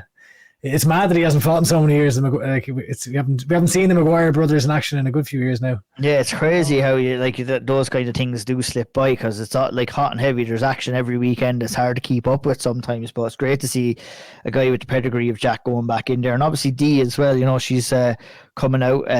She's been allowed to kind of take this fight outside of her Invicta contract as well. I know she'll be very, very eager to get back into the win column there. And I think that wraps us up, guys. I think we covered everything. We left no stone unturned, I don't think, unless Andy wants to come in and remind. I always forget something unless you... One more thing? I've got nothing this week. That means we've done the job. And there's only one thing to do, and that's thank everybody for listening. Hit the like button, hit the subscribe button, share the podcast with a friend. This has been a monster episode. We do appreciate it. Sorry for keeping you so long, but I think it was worth it overall. Bellator Belfast special. We'll break down that card and everything else that we talked about on the next episode of the Auld Triangle. And all is left to do is for Caoilte to see us out. First can all, slán go fóill.